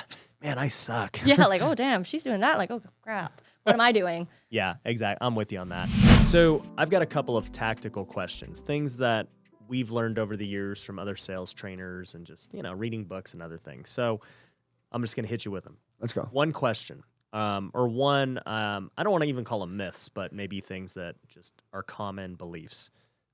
You want to listen 80% of the time and talk 20% of the time. Yeah, totally agree. Number one, don't be a machine gun sprayer with your mouth. Hoping that something sticks eventually, right? And then they say yes. Because you're actually going to say a couple things that you didn't want to say and you can't take those words back. Right. By the way, that's one of the biggest problems with salespeople is they overtalk, oversell, and they say things that they shouldn't have said. So what I like to do is I like to say, all right, so what does my business look like? If I'm going to go sell insurance and I call somebody, I know in the first 7 to 11 seconds on the phone when I'm talking to them, they're going to decide whether they want to spend any more time with me or not. Okay? So the idea of it is you skill up, you get better, you learn what to say. You go through different word tracks, different scripts, different patterns, different things. So you learn what to say that does work. And then guess what? Once you do something, you just repeat it. So I would say this. I believe in being a sniper. Yeah. A sniper with my words. If you tell me no, I'm going to get you to say yes, 100% sure. Okay? In the sales game, any and every objection under the sun, I don't care what it is. If I'm in that space, right? Somebody says, Andy, I sell bathtubs. I don't care. Listen, I'm going to go through any bathtub objection that you could possibly get. I'm just making that up because I like silly stuff. And guess what? I'll take all those down. And if you say no to me, my job is I'm not going to run my mouth and try to get you to say yes. I am going to say, hey, I totally understand. However, let's look at it from this angle. Boom. And I'm going to close you down. Be a sniper. So 80% listening. Yeah. 20% speaking. Absolutely. Because your customers are going to tell you, number one, what's their dominant buying motive? Like why, and by the way, if you ask great questions, you'll get great answers, right? So I want to say that the 20% of the time that we're talking, it's really about asking good questions. Let the customer speak. The more that they speak, the more they become comfortable with you. Also, the more they talk to you, the more they become comfortable with you. Guess what? The easier it is for you to sell them because they feel comfortable with you. And all you got to do is just ask a couple good questions. Like, hey, have you had an opportunity to look at one of these yet? Or to buy one of these? And by the way, like, am I the first person you spoke with? Or have you spoke to multiple people? They spoke to multiple people. Awesome. Why haven't you pulled the trigger yet? It's really rare that somebody shops this long and hasn't pulled the trigger yet. By the way, are they not treating you great? What's going on? You guys are amazing. You're asking leading questions. When you're only talking 20% of the time, you have to get them to go down the funnel that you want them to go down. Yeah, so ask great questions. Have a list of great questions in your business that allow people to open up, tell more than they want, which is my favorite thing. And then also on top of that, you're going to close them based off the information that they give you. Yeah, the more info you have, the more you can be strategic and Yeah. figure out how to solve their problem. Yeah, and take your top 10 things. Like if I was in your space right now, I'd say, and by the way, let me say this. Give me the top 10 objections that you struggle with. And I would write out exactly how to handle all those, and I would memorize them so well that literally, like, people can sing the ABCs, they can sing the happy birthday song, but I can hit them with an objection. They're like, I'm like, dude, what's your problem, man? You memorize the stupidest stuff, but you can't memorize the stuff that's going to change your life. You know what I'm saying? No, I got you. Okay, second, belief. People say that most make purchases based on emotion versus logical. Yeah, so I believe in two things. Number one, I believe that people buy, right, when their gut tells them that it's the right time to buy. Secondly, I believe that if you can make somebody feel in their gut that you're the right person to do business with, and also logically what you're saying makes sense, you're deadly. Yeah. Okay? So emotionally, yeah, I love emotional. You know how I get you emotional? And then I want to get you excited. Okay? Look, I'm going to get your endorphins firing. Look, I know what your buying state looks like without even you having to tell me. It's you in a good mood, it's you fired up, and it's you feeling like now's the time to do something if there was ever a time. And then guess what? If what I'm saying right out of my mouth makes you feel like my words are flowing like water, it makes you feel like, hey, man, you know what? This is it. Yeah. And you've got that gut feeling with me? Done. It's a wrap. It's a wrap. Yeah, I'm the same way. You know, people don't logically buy a Ferrari, right? It's the gut. It's the feeling they get driving that car. Yeah, let's get people excited to spend money. Yeah. Shoot, man. I mean, like, seriously, like, listen, if I spend money, you know how bad it sucks to spend money when I'm spending it with somebody that I feel like hates their job? Right. Or somebody that's just doing it to just be a part of the service? Yeah, you're not making me excited to buy this. No. No. So whatever you do, just do it all the way and do it at a level that no one else has ever seen before. Right. Ever. Yeah. It may, and this is one thing I've learned about making changes in life. And so I learned this in sports. You know, I would have a batting coach and he would be like, hey, I want you to drop your hands down here and all this stuff. And then like I do it and it feels so weird. I'm like, this is weird. And he's like, no, you need to do it like way more. And he'll show me the video and it's like, I moved my hands down an inch. He's like, nobody would even know you changed. He's like, you have to exaggerate it so it feels so crazy. And that's what you want. And so when you're saying this about the energy, literally feel like foolish.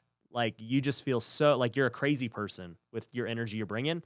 And that's probably the right amount of energy. Yeah. And by the way, don't be afraid. Look, don't overthink this. Okay. Like somebody's watching this, like how much is too much? Listen, just get excited. Okay. You know what people look, if you're watching this right now and you're like, hey, these guys are having fun. It looks natural. Okay, cool. That's it. Yeah. Like that's it. Like that's all you want. And by the way, you offer, you know, so many different programs with all your people, every single one of them. One of the things that we do in our company is we teach sales training. Like that's what we teach. We teach sales training. And, you know, I can give a number that they can text if they want to learn how to be great at sales training. Give them that number. What's the number? Okay. So the number, if you guys write this down, it's 918-210-0254. And by the way, it's simple. It's 918-210-0254. You can text me, Andy, you know, I am in Future Flipper. You know, I'm physically trying to go find deals. When I speak to people, I'm scared. Honestly, I don't know how to make things happen. Or maybe you're not scared. Maybe you're just not getting the results that you want. Look, I'm going to tell you this. Be around people that can just say, hey, man, let me hear you for a minute. Okay, cool, I got you. Or you can tell your problem to, and they can say, hey, we've been there. One of the things that's for sure, find people. I always say my mentors in life are people that have gone where I want to go. I know the people that you're studying right now. You don't even have to tell me because, and by the way, like I know you're in big time in, you know, NFTs and cryptos and all these things that, you know, my company doesn't have anything to do with, or even, I don't even understand yet, right? Because it's a whole different deal. But you're building a tech brain, a sales brain, you're building a business brain. You're developing every day. And guess what? Who's telling you to do that? Nobody. Right. You want it. Yep. And to me, I just want to say, like, if that was it, my mentors in life are people that have gone where I want to go. Find a couple people, not 20, find 2 or 3 people that you would really like to consciously learn from. Take 2022, whatever time that you're watching this, and to say, hey, you know what? I'm going to study these people like the back of my hand. Yeah. And No, that's 100%, it. And next year, you're going to be a totally different person. The person that you'll see next year when you go back and watch this podcast, who you were today, Yeah. you'll be like, I can't believe I was that guy. Right. Every year I watch my old content from last year. You're like, I sucked back then. I tell her all the time, I'm like, I can't believe we got a business. How You know what I mean? People, I can't believe it. And by the way, you know what I think? I think that's inspiring because you're telling people right now that they can get the life they want. They can recreate. They can change. And you know what?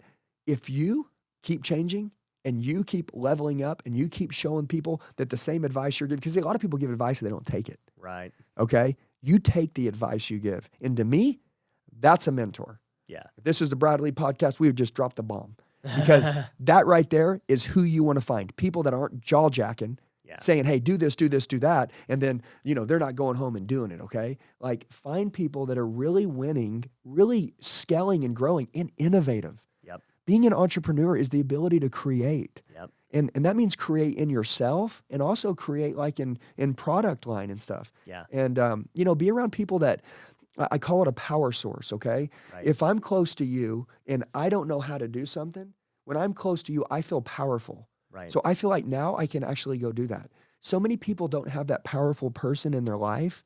So that's why they're not scaling and growing. Mm-hmm. So that will go back to the live events for a minute, which is why I would tell you, get in the room in a live event with someone that you look up to and spend the day pushing everything to the side and just studying them. Yeah. And guess what? You know what's funny? Andy was telling me about his live events. Like, they're way more strict than mine. He don't let people be on their phones. They get a notebook. If they yawn, he will call them out from the crowd. Push-ups, make them do baby. Push-ups. It's amazing. And so, guys, if you want to attend one of Andy's events, text him. We'll link to his phone number down below in the description. But I want to send my guys to your events. Good. Because I want them to level up. We look forward to a long relationship. And by the way, I'm going to say this to you, okay? If you're watching this right now and you're like, man, I want to level up. Look, next year you could be on this guy's podcast. 100%. Next year. Listen, he's looking. And by the way, you could work for him in 6 months. You can do whatever you want. It's that simple. Stay delusional. That's it. Yeah.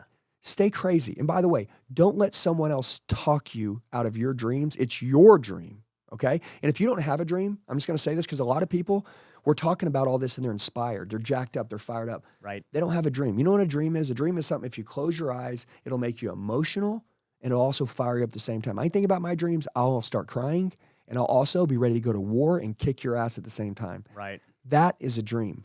And if you don't have that, you need to think about that right now. Write down your why, and then guess what? Then take action, and let's go get that. I love it. You own a marketing company, right? And you always hear this debate in business of sales versus marketing. What's more important? Well, here's the funny thing. I called the Prince Marketing Group. I was talking to a firm yesterday, and we're really not a marketing firm when you think about it. Because the clients have already marketed themselves. A lot of what we do is more just networking, reach out. Haven't spent a dime on advertising in 25 years. There's just, really no reason to, because we already have the talent. So all we have to do is just go after certain, markets that we feel would be beneficial for different brands. Sales obviously is where it comes in, that we now have to sell what we have, which typically isn't difficult, but you're also still dealing with certain budgets. Yep. And that's where it becomes a little problematic, where they might be like, oh, we want Larry Bird, or how much would, Joe Montana, some of the other people that we work with cost. And it's like, oh, they're taken back when it comes to that. Or look, there's other times where if they're not in, startup mode and they understand the power of celebrity, that you see a celebrity one time affiliated with a product, service, a campaign, the average person remembers it after once. You run a commercial, a typical commercial, it's got to run 25 to 30 times for the average person to run it one time with a celebrity. You know what's funny is, so I hold events. I've got one coming up in 2 weeks. It's at the Mandalay Bay. It's going to be like 600 people. We've pretty much sold it all organically from my following. And, I've got guest speakers in the real estate space, and, it's going to be a great event. One thing I've never done is, go out and get the celebrity speakers, like many other events do. And I was talking to a friend of mine, and he was just telling me, yeah, I got A-Rod at my last event. He cost whatever he cost. Another buddy of mine, he's like, I got Emmett Smith. Yeah. I got this guy. And for me, when I hear the numbers, I'm like, man, to spend 6 figures to get that guy for an hour, man, is the return really The there? ROI. Yeah. It depends. I mean, if you're looking to bring on sponsorship, if you're looking to do some sort of intimate meet and greet experience beforehand, and there's added value to upsell to your sponsor. Obviously, a 600 person event, you're limited on how much you could, be outlaying in money. But we book these guys all the freaking time for a reason. Fleischman, Dan's a dear friend of mine, and Roland Frazier, he's got his event in San Diego. We booked talent for, I just had, like I said, Goggins for Marcus, and he had Magic here in May. I think when you have thousands in the audience, it makes sense. Right. And I think if you were ever to call me one day and said, hey, I got a sponsor that's got 100K, but they want something a little bit extra cool to incentivize their sales team a month before my event, then you take the top 20 sales reps and say, yeah, you're going to come to your event and you guys are all going to get a 30-minute meet and greet before Magic comes out on stage and talks about his entrepreneurship story. Then you have an ROI, because now that company can invest in bringing in the celebrity, because you have 10 people that are hustling like crazy to help the bottom line of that company prior to the event and win the opportunity to be there. Yeah, no, 1,000%. Yeah. It's funny because I've seen Gary Vee speak a few times, and I know people who've hired him.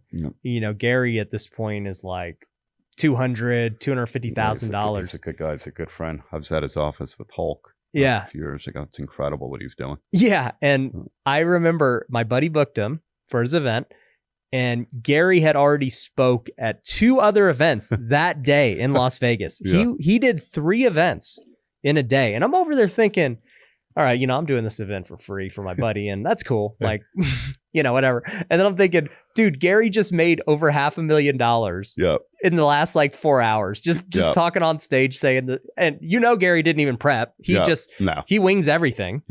And I'm just like, wow, that's crazy. It is. No, there's days I've had it with Magic. We're hoping in 2 or 3 different states, in the same day. Yeah. I've got somebody that wanted to recover, my boy Chris Herron, who I think is like the greatest to do it. We both got sober in 2008. He used to be the ex-Boston Celtic, and ESPN's done some incredible documentaries on him. He literally told me he'll be in 4 or 5 cities on the same day speaking. That's crazy. I can't do it. At a certain point, I gotta, I know Goggins always talks about not having balance. Balance is good for a lot of people. I need the balance. Yeah. Because for me, it's life and death. And I have to always make sure emotionally, mentally, physically, and spiritually, I get that me time, whether it's with my dog, my girlfriend, people that are important to me, to pull myself away. Yeah. Goggins and Tim Grover, they're about the darkness. Exactly. They're like, channel it. And I'm like, I don't think you have to do that, but to each their own. And we have Grover booked with Goggins next June at an event in Florida. Yeah. They're just at that level that most people don't understand, but it's incredible what they both accomplished. Incredible. Yeah. Super crazy. I love it, man. I'm going to teach you our model of resolve, ace, close. So at this point, you've gone through your pitch. You've smiled, you've head nodded, you've had good eye contact breaks, you've made sure that you've built value in whatever you're doing, and they still say no. Our model is resolve, ace, close. Now, with the resolve, you're still going to use a happy word. And the point of a happy word is you want them to feel heard. So again, sure, great, perfect. However, now you need a good resolve. Now, with a good resolve, you need to try and understand their concerns. So sometimes this requires you to ask good questions, try and figure out what their real issue is. A lot of times, for example, I'll have sales reps that someone will come out and say, hey, I don't want the service because I've got someone coming tomorrow and they're going to be cutting all my trees. I don't want you out here while they're cutting the trees. And the sales rep will drop the price. It's like, look, their concern wasn't price. Their concern was they're going to have someone on their property. They don't want you messing with them. They don't want to be liable because we're out there spraying their property. And so you need to resolve that concern. So you need to make sure that you're listening to people and that you're also getting their concern out of them. And one of the lines that we'll use to get the concern out of them is if you hit a wall for us, and you can transition this line, but it's, look, I can tell you're happy with the price, the service. I can promise you we're bringing the best value. what is it that you're worried about? What is it that you're concerned about? Now, you're never going to do that until after you've pushed multiple times to resolve ace close, but you've got to dig in and figure out what their real concern is and then resolve to that. So you're going to resolve it, and the trick with sales is you take whatever their concern is and you make it a positive. For example, when someone in our industry brings up that concern of, I'm going to have people on the property, that is the best part about our service, is when they cut down the trees, that's going to send a ton of bugs inside the home. We want to be here the same day they are so we can get that treated, taken care of, build the barrier, keep everything out of your home. All right? So whatever their concern is, and these are things you need to write down. If you're getting consistent concerns, figure out a way to not only resolve their concern, but turn their concern into a positive. Now, once you've turned their concern into a positive, then you're going to throw in what I call an ACE. And an ACE has a preface, a feature, and a benefit. Now, with your ACEs, they're just to build value in your service. So if I just resolved their concern with, sure, I totally understand they're going to be on the property. We want to get someone out here to build a barrier, keep everything out. However, what I can do for you, I noticed that you've got these shrubs and bushes out here in the front. I'm guessing they're not cutting those, right? Definitely. I want to make sure those stay looking nice the whole year because I know the aphids, snails are going to start munching on them.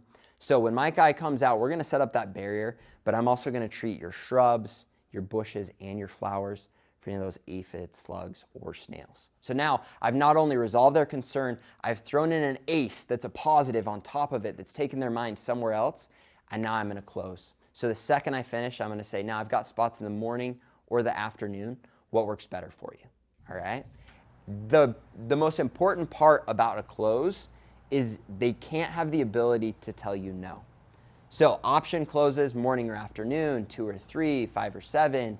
Do you want me to do it when you're here? Is it better when your wife's here? Whatever it is, right?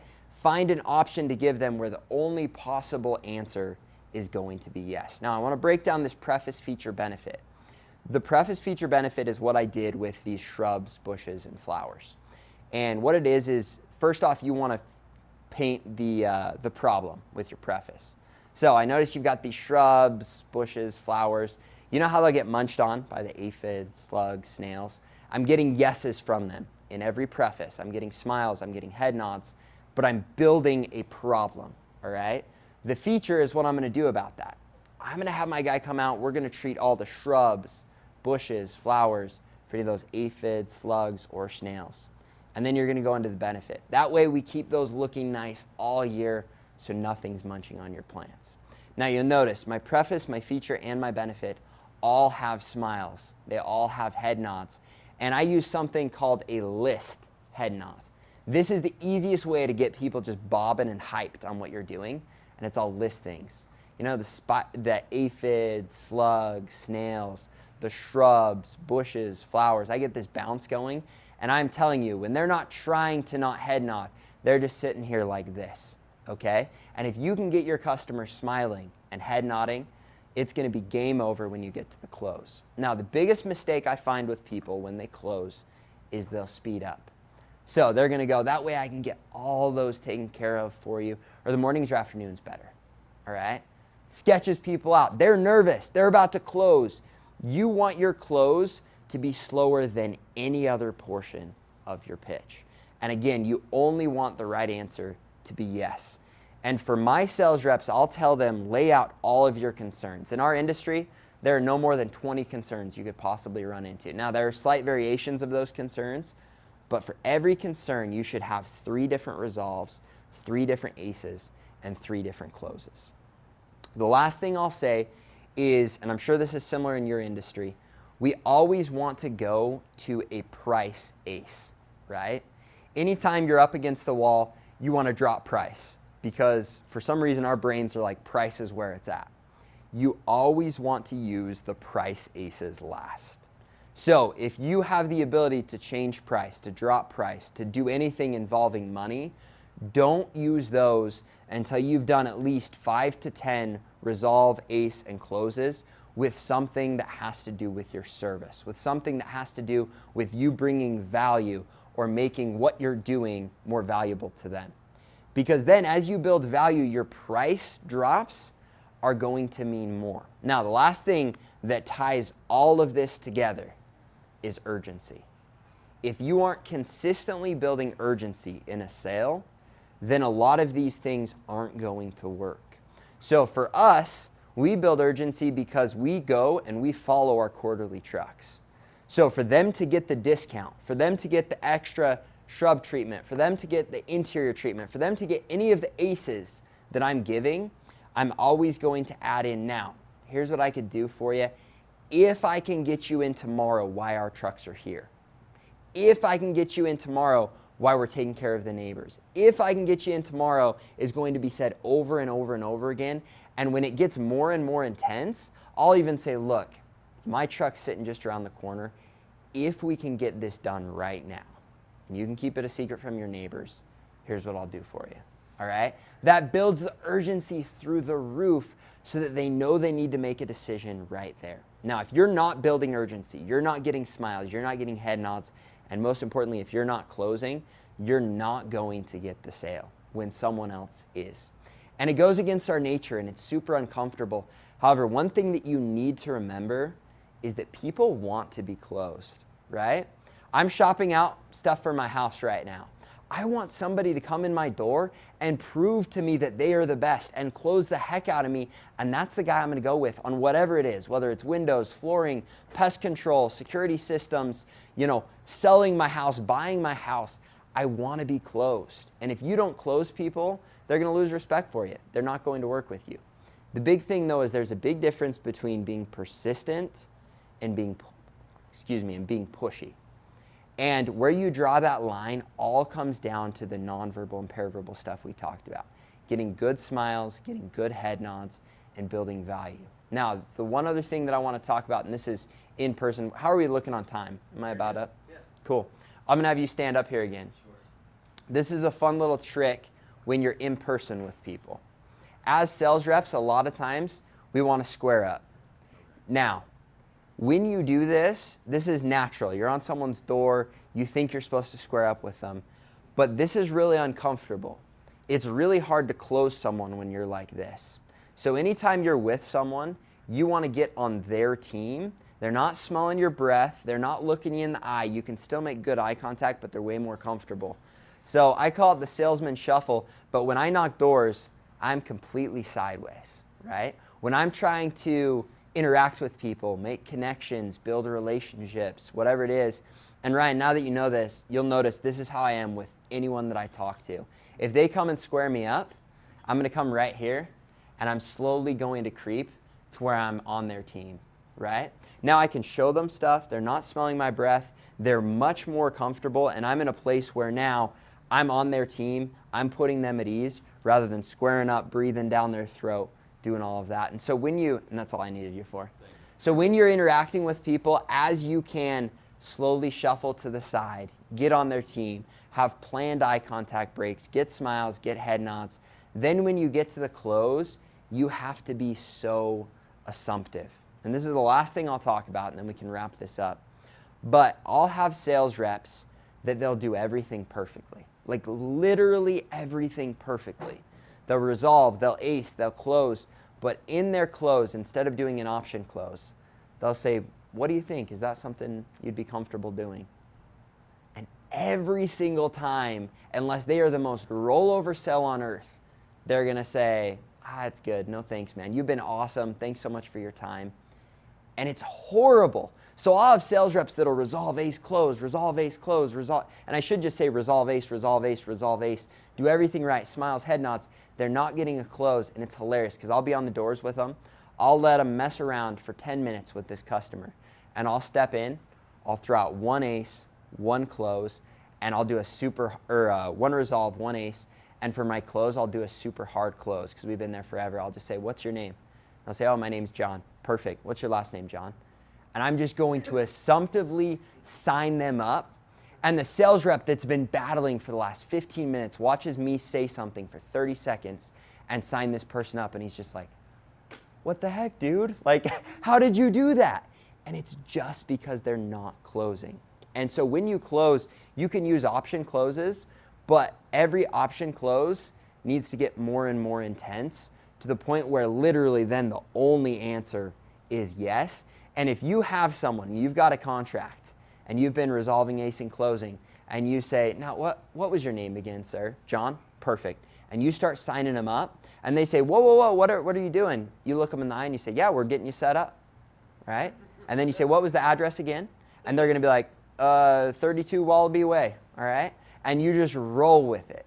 I'm telling you, closing makes all of the difference. So if you do all this stuff, it's gonna work, but if you're not closing, it won't. So use option closes and then be assumptive. When someone gives you a yes, but you're like, I'm not sure if they're all in on this, you can't show them you're unsure if they're all in on this. You have to know they are all in, you're all in, and you're just gonna go through the process, and I promise you, you're gonna close way more people, and you're gonna be in a much better place. Before I answer that question, I want to finish that story. So with that process, I realized I did not want to be like so hand in hand. So it made me create what is now my high ticket coaching program, Future Flipper All-Star program.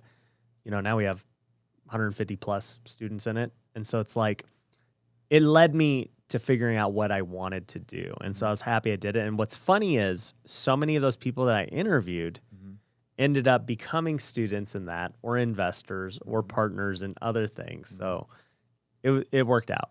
But for sales reps, I'll say sales reps are, man, people don't realize how valuable they are with like whether they make or break revenues. I didn't realize this until years later after Home Run Offer, because I'm naturally a good sales guy. I was like, dude, just freaking close them. What are we talking about here, right? Like, why would you say, and then I would listen to their calls, like, why would you say that? That was so bad, you know? But then I realized, just like with anything, it takes training. And so we went through many different sales reps in all my various companies to kind of figure out now what works. And so I don't know if you know this, but I actually have a parent company, which is kind of like my shared resources. So we have HR, we have a sales manager, marketing manager, operations manager, tax, legal, everything, social media. And so all my companies tap into that to do stuff. So like what's really happening for my sales guys now is my sales manager is constantly interviewing and hiring and training new people, and then he's placing them in my various companies. But I will say our best sales reps have come from already being trained. They have already been trained by these different programs. There's a ton of them out there. And we've even paid, I've paid 30 grand to, who did we pay it to? Cole Gordon. Cardone. Oh, No. yeah, cool. Yeah. Actually, yeah, I've done Cardone's too. I paid Cardone, this was like years ago before I knew what I was doing, but I paid Cardone, like 7-8 grand for Cardone U. But no, Cole was great. Cole actually helped us out a ton. And that was 30 grand well spent. It included training our current staff while also giving us new staff, placing them. So I actually do really like hiring guys like Cole to do it for us because they're really good. But it's a blend. We still do our own as well. Got it. Interesting. Yeah, because we're getting to that point where we had different creators with different models, right? Some high ticket, some low ticket, some in between, like lots of stuff. And it was like, the high ticket is where you need a good closer. Be.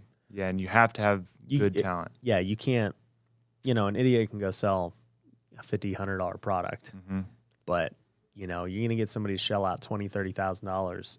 Your closer needs to be good. Yeah. Yeah. And so I guess another question, for you, like you see kind of everything that we're doing. What do you think that's something that we're doing something that you would change, or improve on how we're handling our business? So the first thing I mentioned was I would make all these guys sign at least 6-month deals. Yep. For sure. I would not be building out somebody's deal on a month-to-month basis, especially with no retainer. Right. Which, speaking of that, the second thing is you could start charging a retainer. You're talking about not having stable cash flows. Well, instead of seeking a new client, trying to get them to do this one where you're getting stable cash, just create a different model where it's like, hey, you know what? you're going to pay us $5,000 a month, and instead of taking 20%, we're going to take 15%, 10%, whatever, right? And you have a bigger track record now, so there's no reason why you can't charge more. You don't have to do what you did to get your first few clients anymore. Yeah. So I would definitely think about doing that. And then the other question I posed to you earlier was, like, how do you envision scaling? Because the way I see it is there's only so many famous YouTubers in the finance space. Like, how many of them have you not already hit up? Yeah. Like, you've probably hit up everybody, right? Yeah. So it's like, what are you going to do next to get the next client? Mm-hmm. Yeah. Well, I think it's like, I don't know, and that's where I think, like, having something, like we were talking about Mr. Beast and lower ticket that you can, it's not, because everything's a finance product, right? We're teaching people how to trade or how to invest in crypto and everything like that. So what's something, I guess, like education, right? That, I guess you would do the same model for, you could do it for fitness, right? You could do it for, health, or anyone could build a course. So that will probably be it, is like, once we branch outside of finance, just going purely like the course business. But yeah, I don't know. Yeah, I think, look, developing a niche is great. And I think, until you guys are at the multi-million-dollar a year mark, you shouldn't be worrying about the other things yet. Yeah. I would be really just growing these other Right. guys huge, and, making sure, too, you're picking the right horses. Yeah. Yeah. Because like from that, I mean, that's still great. I'm scared that just next month, poof, all gone. And I'll be walking, back to Fidelity, coming right in. But No, I mean, look, and this is what I tell all my employees and everything else. Like, for me, they know, like, if they do a good job and all this stuff, like, I don't renegotiate. Mm-hmm. Like, could I go and fire one of them and find somebody else to take their seat? Absolutely, sure. Like, nobody's indispensable. Mm-hmm. Like, even myself, I'm not even indispensable. Like, my companies could run without me. Mm-hmm. So, the reality is, the reason that they feel safe, that their job is secure, that they're going to keep making good money, is because of the environment that we have. And, like, I guess just they trust my character as a boss and all that. And it's true. Like, I value loyalty and the fact that I can sleep at night knowing that this guy's not going to be interviewing with other jobs, trying to make sure he's got his next gig lined up or whatever. Like, he's good. He's loyal. Mm-hmm. And he doesn't have to worry that I'm, like, looking for his replacement because he's making too much money. Right. And so, like, you've been in those situations already where you yourself were looking for the next opportunity and they themselves were looking at how to replace you. And it's like, yep, that ain't gonna last. Right. Yeah. So my question to you is there certain sales styles? Like, does everyone have to be as intense and as fired up as you? What if they're more even keeled like me? Like, what do you think about that? So my wife, she's the exact opposite as me. Yeah. She calls me a showman, and she's actually a real teacher. Okay, now I'm a teacher and I teach, but she really, like, when we both trained together, okay? Her people, she's totally different. She's smooth, she's calm, okay? She'll make sure that you understand what it is that she's saying, right? Very clearly. Where me, I'm intense. Yeah. I want you, and by the way, like, I just live that way. Like, that is what has allowed me to get this life that I have, because I had to attack it with so much focus and so much intensity. And at the times where I wasn't winning, I mean, I'm going to tell you this, like, you need to know you, right? At the times where I wasn't intense and I didn't have the focus that I had, I didn't grow. So I knew that my edge was going to be intensity, massive focus, but being lethal with skill. And so those things right there, like you asked, what kind of energies, what kind of stuff? Look, just have swagger. Yeah. Be cool, right? Know what you're talking about. Know your business. So many people right now, whatever it is they're doing, they don't know their business better than anybody else. Mm-hmm. So I would say this, just know it the best. And then you're not a second-rated version of anybody. Right. You're a first-rated version of yourself. You could close a deal. I'll close a deal completely different. So will my wife and somewhere else. We'll all close it our own way, okay? Yep. One of the things that I've always loved is authority. When I was younger, I needed some authority. I needed it, right? So I was looking for a person that I could look up to. And when I thought about who I would want to look up to or who I would want to talk to, it seemed like this kind of guy that I've become today, which is why I've become this guy. Right. And on your end, on your coaching style and everything that you run, you've had an envision of what you wanted to look like. They Right. both work. Yeah. Just be undeniably the best. Yeah. Put in the work and study. And one part that I'll say for me, I've thought about is, not being a super high energy guy, being more, even keeled. And like you said, just having swagger. Yeah. It's like the only reason it works for me is because of the confidence in what I'm saying. Yeah. Because I know my industry better than anybody. Yeah. So if I tell you something, you believe it. You're like, yeah, this guy, he doesn't need to like jack me up to do it. Like, I believe he's telling me exactly what he says. I trust him. He's going to be honest with what he's saying. And I'm not afraid to say it if like, yo, you probably aren't the right fit for this. You can't do this. Like, Yeah. as long as for me, That directness is good. Yeah. It's a good quality. yeah, like I'm just very honest, direct, and I'm an expert. And like, Yeah. that's just literally my sales approach. Yeah. So anybody that's watching that, I'll tell you this. He said confidence, conviction. Conviction comes from confidence. And by the way, confidence comes from competence. Mm. Okay. So competence, you didn't know what you knew until you studied it, learned it. The people that you were studying it from, you actually learned it better than they even knew it. Because you took what they knew, then you went over here to this guy, and then that guy, and this guy, and this guy, and all of a sudden you know everything. Right. And that's it. And by the way, look how humble he still is. You know what that means? He's a sponge. He grows every single day. There's no like, when I get here, I made it. It's like every day you keep getting sharper. People are either gaining ground, losing ground, getting duller, or getting sharper. And the reason why we train every day is so we can stay sharp. And in a world full of people out there right now that there's a shortage of commitment, that aren't committed every day to getting sharper, well, for a guy who is, you will start to move up the ranks very fast. It's not hard to pass everyone. No, it's not. And by the way, he said something when he speaks with authority, he speaks with conviction, he speaks with believability, and he's not a fraud. He's done the work, he puts in the research, and also whatever it is you learn, you practice it before you go out and share it to the public. Right. You make sure it's right. When I learn a sales script or if I write out a new something or a new close, I'll practice it. I'll make 20 live calls. Okay, the other day, we were calling we had this new script we put together for insurance sales, right? On whole life and term. And literally, I called 3 people back to back, close, close, close. Okay, well, guess what? Before I shared that with anybody, made sure that could happen with me before I said, oh, guys, I got something new and cool. You got to try this. Because then you're going to look like a jackass when nobody out there gets the results. And that's what it is. Stay real. Study your craft. Master the craft. I think so many people don't use the word master anymore, but master the art of learning. Master the art of your industry. And then guess what? Before too long, just like you started here and now you have multiple businesses, multiple verticals, like you're a student of learning. Yeah. Like you never stop. And when you don't know something, you're not okay with that answer. I don't know. You go into research mode. And guess what? If everybody would just do that, this little research mode, just even on this podcast, is like 20,000 books I'll put into one, 100 YouTube videos, 3 lifetimes of building a business and selling. I mean, it's all there. And then so you just write it down, you dissect it, you study.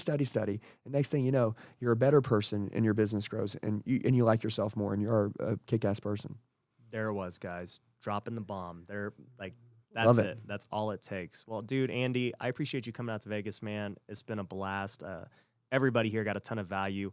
Repeat your phone number one more time. If anybody, look, on the sales end, okay, if you're wanting to become a sales closer, okay, a person that learned how to speak, learn how to close, literally just want to be the best at what you do, it's all going to take selling. 918-210-0254.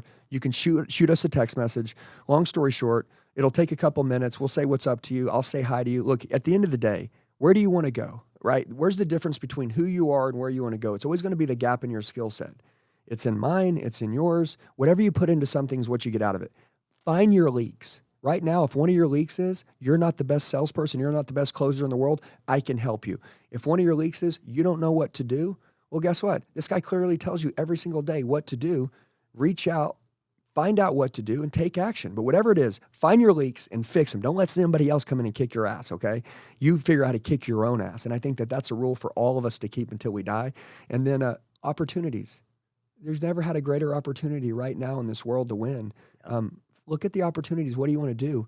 And let's attack and never look back again. Let's never go backwards. You used to spend $100K a month. What are you spending now? What's it on?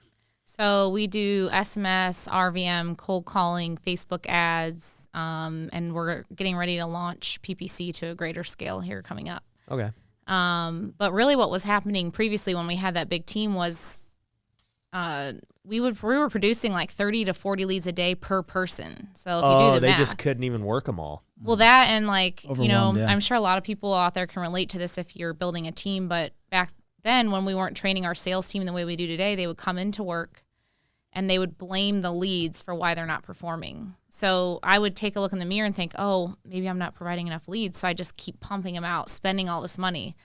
And in reality, I should only be providing, maybe 10 to 15 new leads a day and focusing on follow-up. And it all was a result because our sales team wasn't being trained the right way. So now, what our day looks like on the sales team is completely different than what it was then. So I can produce, an eighth of the marketing spend, get 3 times the amount of profit.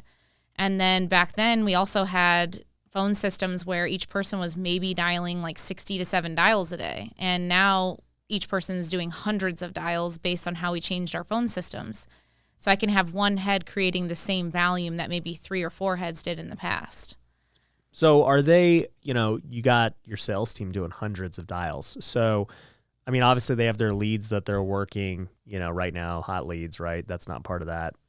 Is that just follow up on just, cold It's all leads? follow-ups. Okay. So we have about, maybe 18,000 leads in the system. So our average lead is in the system for 120 days before it becomes a ratified contract. And so that just goes to show you that if you guys are only focusing on your new leads, you're missing out on millions of dollars on follow-up. Right. So as far as the sales team goes, they're now working less fresh leads and they're able to devote the proper time to each of those leads instead of feeling like, dang, I got to hit 30 of these leads. Like I got to just get through them really quick. Is that right? Absolutely, yeah. And one thing that helped with that is we have a position on our team that we call a follow-up specialist. So they're working a lot of those colder leads, warming them up, and then passing them off to our closer.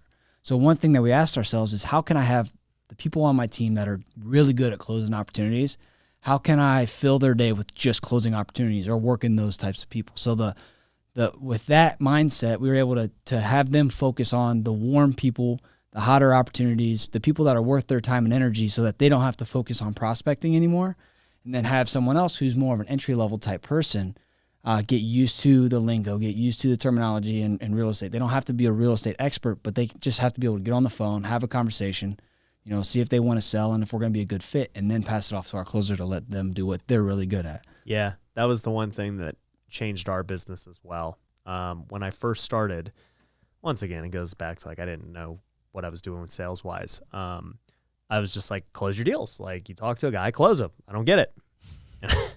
Stupid. And so even with going on appointments, right? Like, these guys are in the office. They're like, I'm like, go on the appointment. Go close them. Dumb. Really dumb. Now, we have our people who, like you said, they're entry level more. They're learning, but their job's to follow up or, set an appointment for a closer, like you said. We have a guy who strictly only goes on appointments. That's all his job is. Just go close. I don't want you following up. I don't want you dialing. Just go on appointments and close people. And then we got our more experienced guys who can close over the phone while also follow up just because, there's only so many closing opportunities a day. But yeah, it's for sure changed up. It's following up is a totally different skill set than closing. Yes. Mm-hmm. So, with those 5 people, is that 5 closers? So that's 5 of just everything total. So we have 2 primary closers. Okay. So the way that we bring in salespeople into the company is they come in as what we call a follow-up specialist. They get a $2,000 base and 3% of any deal that they pass off to a closer that once the deal closes. Right. Once that person closes 10 deals at the company, they go from 3 to 5% so that they have something to move up to. Mm-hmm. From there, we train them into being a closer. And after you're with the company for so long, your base goes up by 1,000. So you have 4 tiers of moving up in our sales team.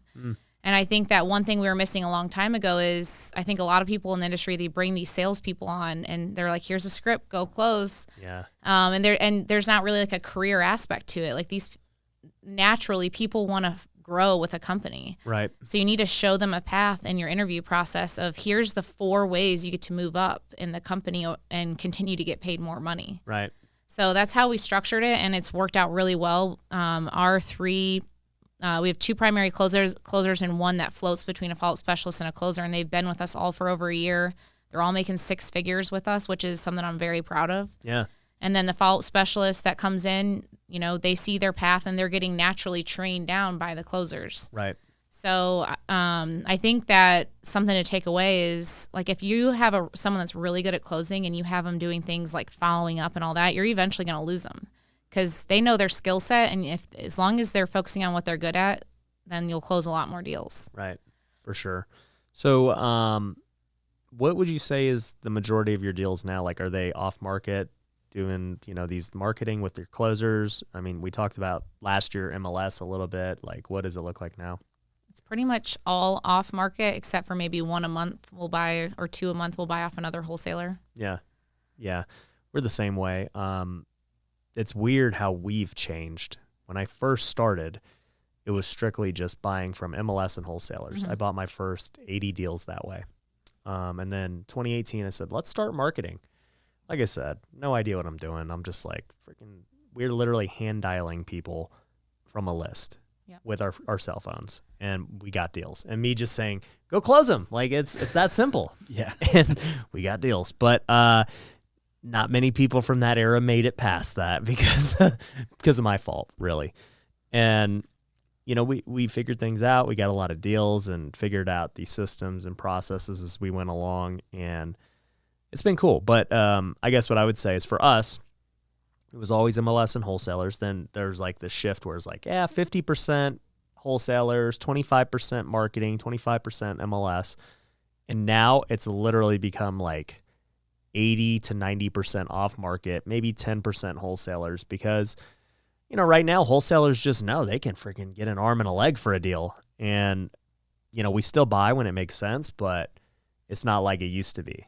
Yep. And I think that, unfortunately, you know, people competing against us, we've been doing this so long now that, you know, when you buy off a wholesaler, we have an advantage that we do have our own cash if we need to use it, or we can use private money. We have our own crews, you know, we have a license. So, I mean, that's what people are competing against in the market, is folks that have all those aspects to them.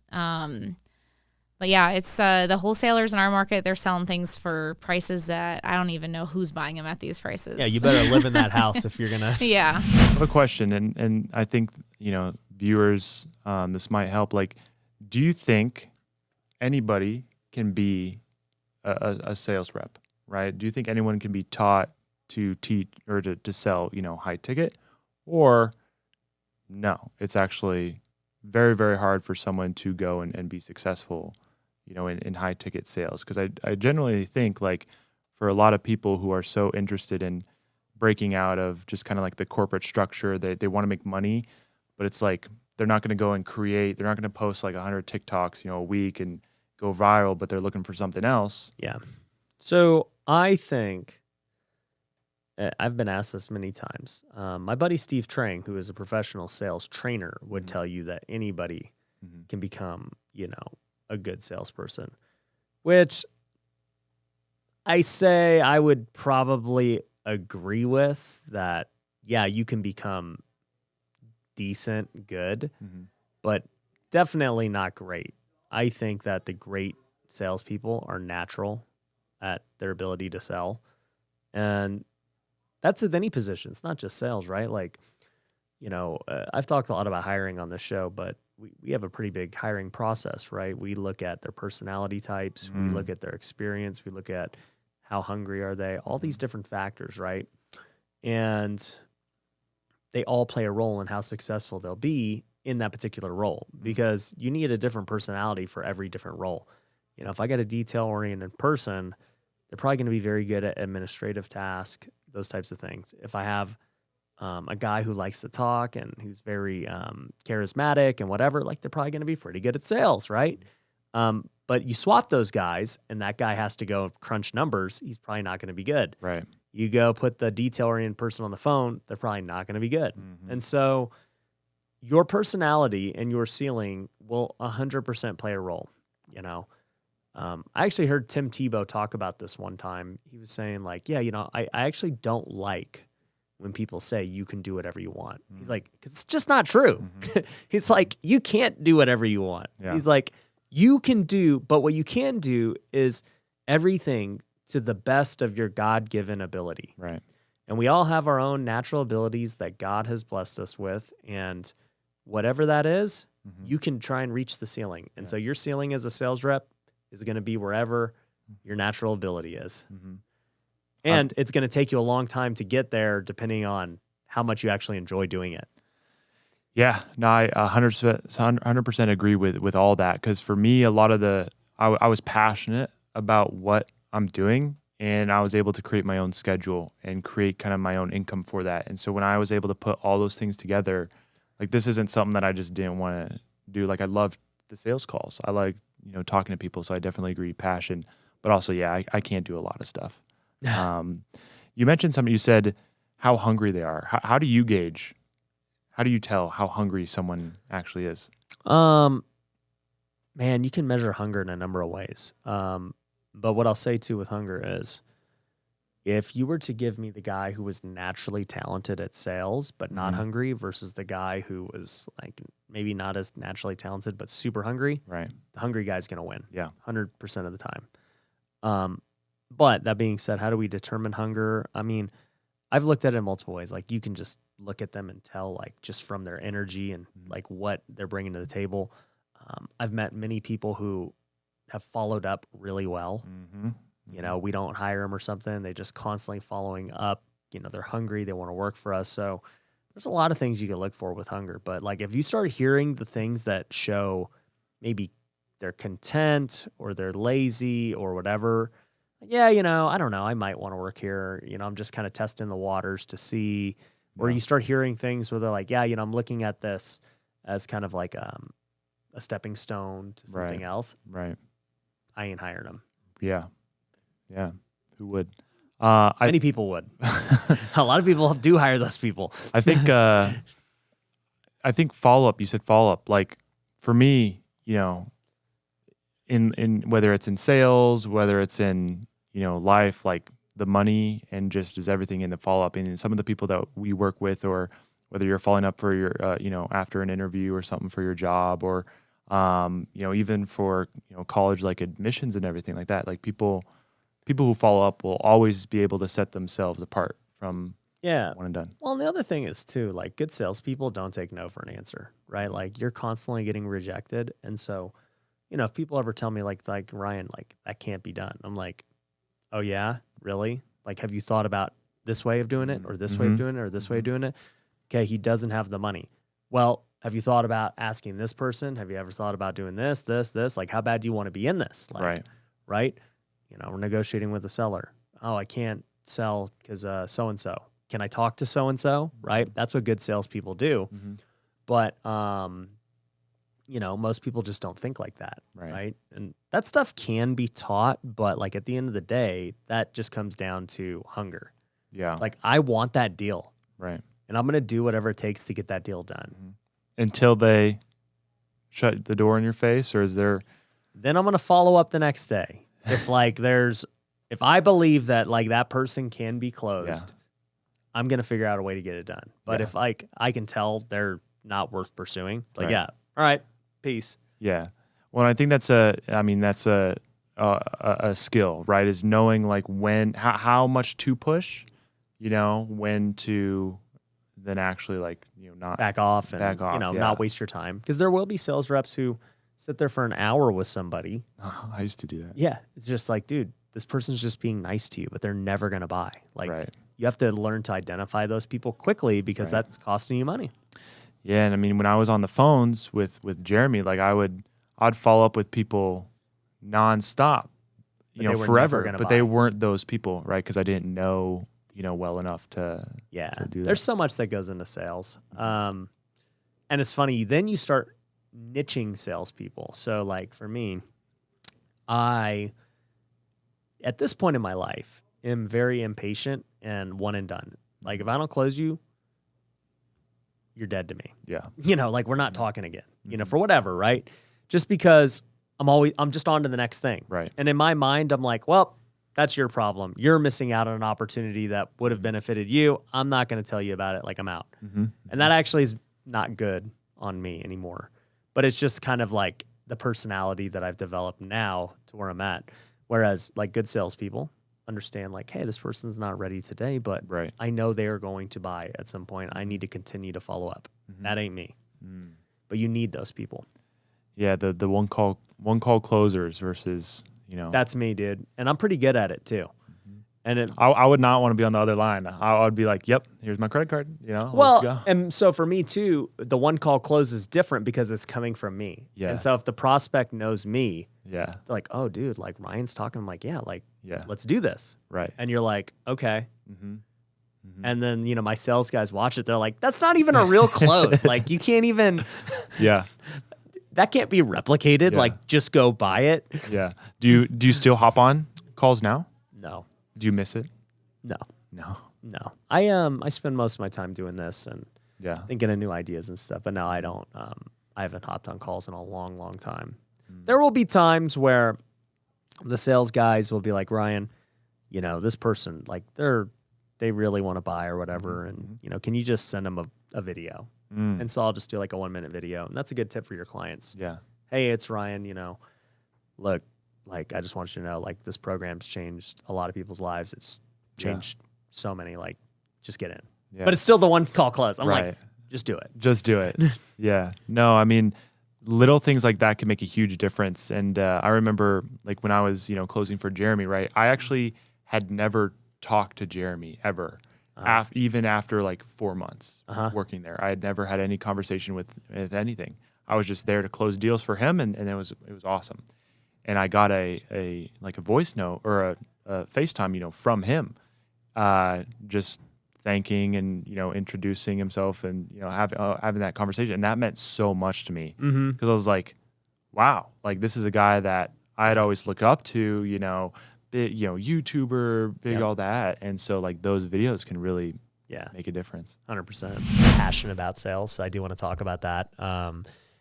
For us, we've taken a lot of different sales courses. I've spent tens of thousands of dollars hiring sales trainers, trying to build up my team because, I've seen it on the other side where you have bad sales guys and you're getting the same exact leads. And all of a sudden revenue is in half.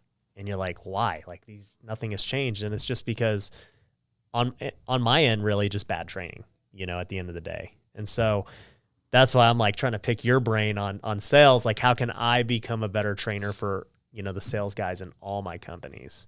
And I totally agree with you that transition from, having that conversation, building rapport, letting them know about the product to actually closing them is the hardest part.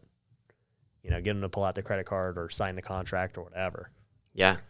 Yeah, really. I mean, I think in the sales process, you've got multiple hard parts, and you've got the initial approach where you're just trying to get them to listen. You're trying to not get shut down. Yeah. But then you've got your pitch where you're trying to build value, and then you're going to have those concerns. And I think it's so hard because a lot of times you've got reps that can get through the initial concerns. They can go through the pitch, but if they can't close, none of that other stuff matters. Right. With that being said, I have some people that, they know how to close, and I'm always trying to help them with their upfront because a lot of times sales reps get portrayed as pushy or rude.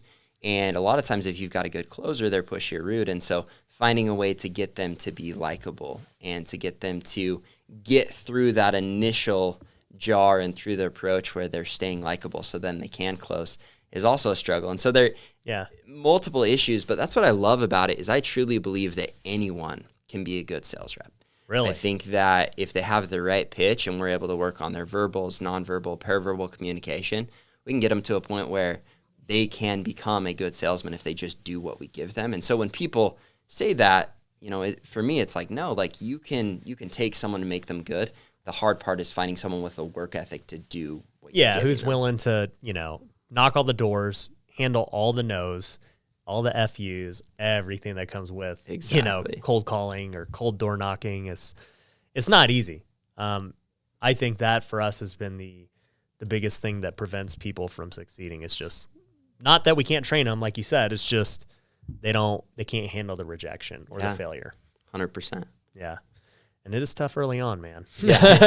Well, and that's the other thing is it's like anything. I mean, people come into a sales job and it's so concentrated, right? If you do any other job, you could be there for a month and handle not being successful. But when you're in a sales job and like you said, you're getting those FUs, a week of no success is hard in a sales job. Yeah.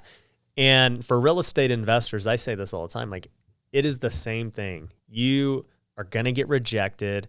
Even if you're not like marketing, you're just putting in offers on all these properties and doing all this stuff. And, 99% of them don't pan out. To get that good deal, you're really looking for the 1% of the 1%. And so you have to be able to deal with rejection in this business. It's so true. And I think it's frustrating as well because when you're trying to get the 1%, very little mistakes can kill you. Yeah. And if you're playing scared or you're down or you're frustrated, people see that. People hear that in your voice. And that's another big aspect is getting someone to treat every door or every pitch like they're first because they know the right thing to do. But when you've had 10 no's in a row doing the right thing, you start to not do the right thing. Yeah. You know what's cool about you is that you are clearly explaining this. I can tell you can train the heck out of salespeople. Thank you. I am kind of the opposite. I'm naturally a good sales guy, always have been. Just when I was a kid, I was good at negotiating. I got suspended at school for selling Pokemon cards. But, when I got into real estate and couch flipping, all those negotiations just continued to grow all the tricks. But I didn't know what I was doing. I could sense the right way of when to push, when to pull back, how to approach a certain person and how their temperament was and all of these things. And I developed EQ really well through that, but I could not really explain how I do what I do. And I saw somebody mention like, there's a lot of great coaches who were not great players, in their sport because they're good at explaining it. They studied the game. They just happen to not be that great at it. And then you have like a lot of good players who are terrible coaches because they were just naturally gifted. They don't know why, but they could just wake up, go to the gym and dominate. And that's cool that you're both. You've dominated as a sales guy yourself, and then you're still able to give that wisdom. Well, thank you. That means a lot. I think for me, one thing that was fascinating about coming and seeing your business is I do feel that I've become very good at training sales reps and duplicating myself in that aspect. But when you look at this business you've created, you've done the same thing. And maybe it's not in sales training, but in the way that you've been able to put people in the right places. And it looks like you've found people that are really good at sales training. And so I would even say that's even the next level. So I thank you. That's a really nice compliment, but it's really cool how you've systemized your stuff as well. For sure. And what I'll say too is quick plug for you. I know that you guys are always hiring. We are. These sales reps for pest control and everything. So if you are watching the YouTube version right now, we're going to link to it below in the description, and we'll put it in the show notes on Apple Podcasts so they can reach out to you and, get trained up and make 100,000 in 3 months. You know what's actually funny about that is you told me that a lot of times you have to tell people that, you can make 15,000 in 3 months, even though you can make 100, because it's like people don't believe it. Yeah.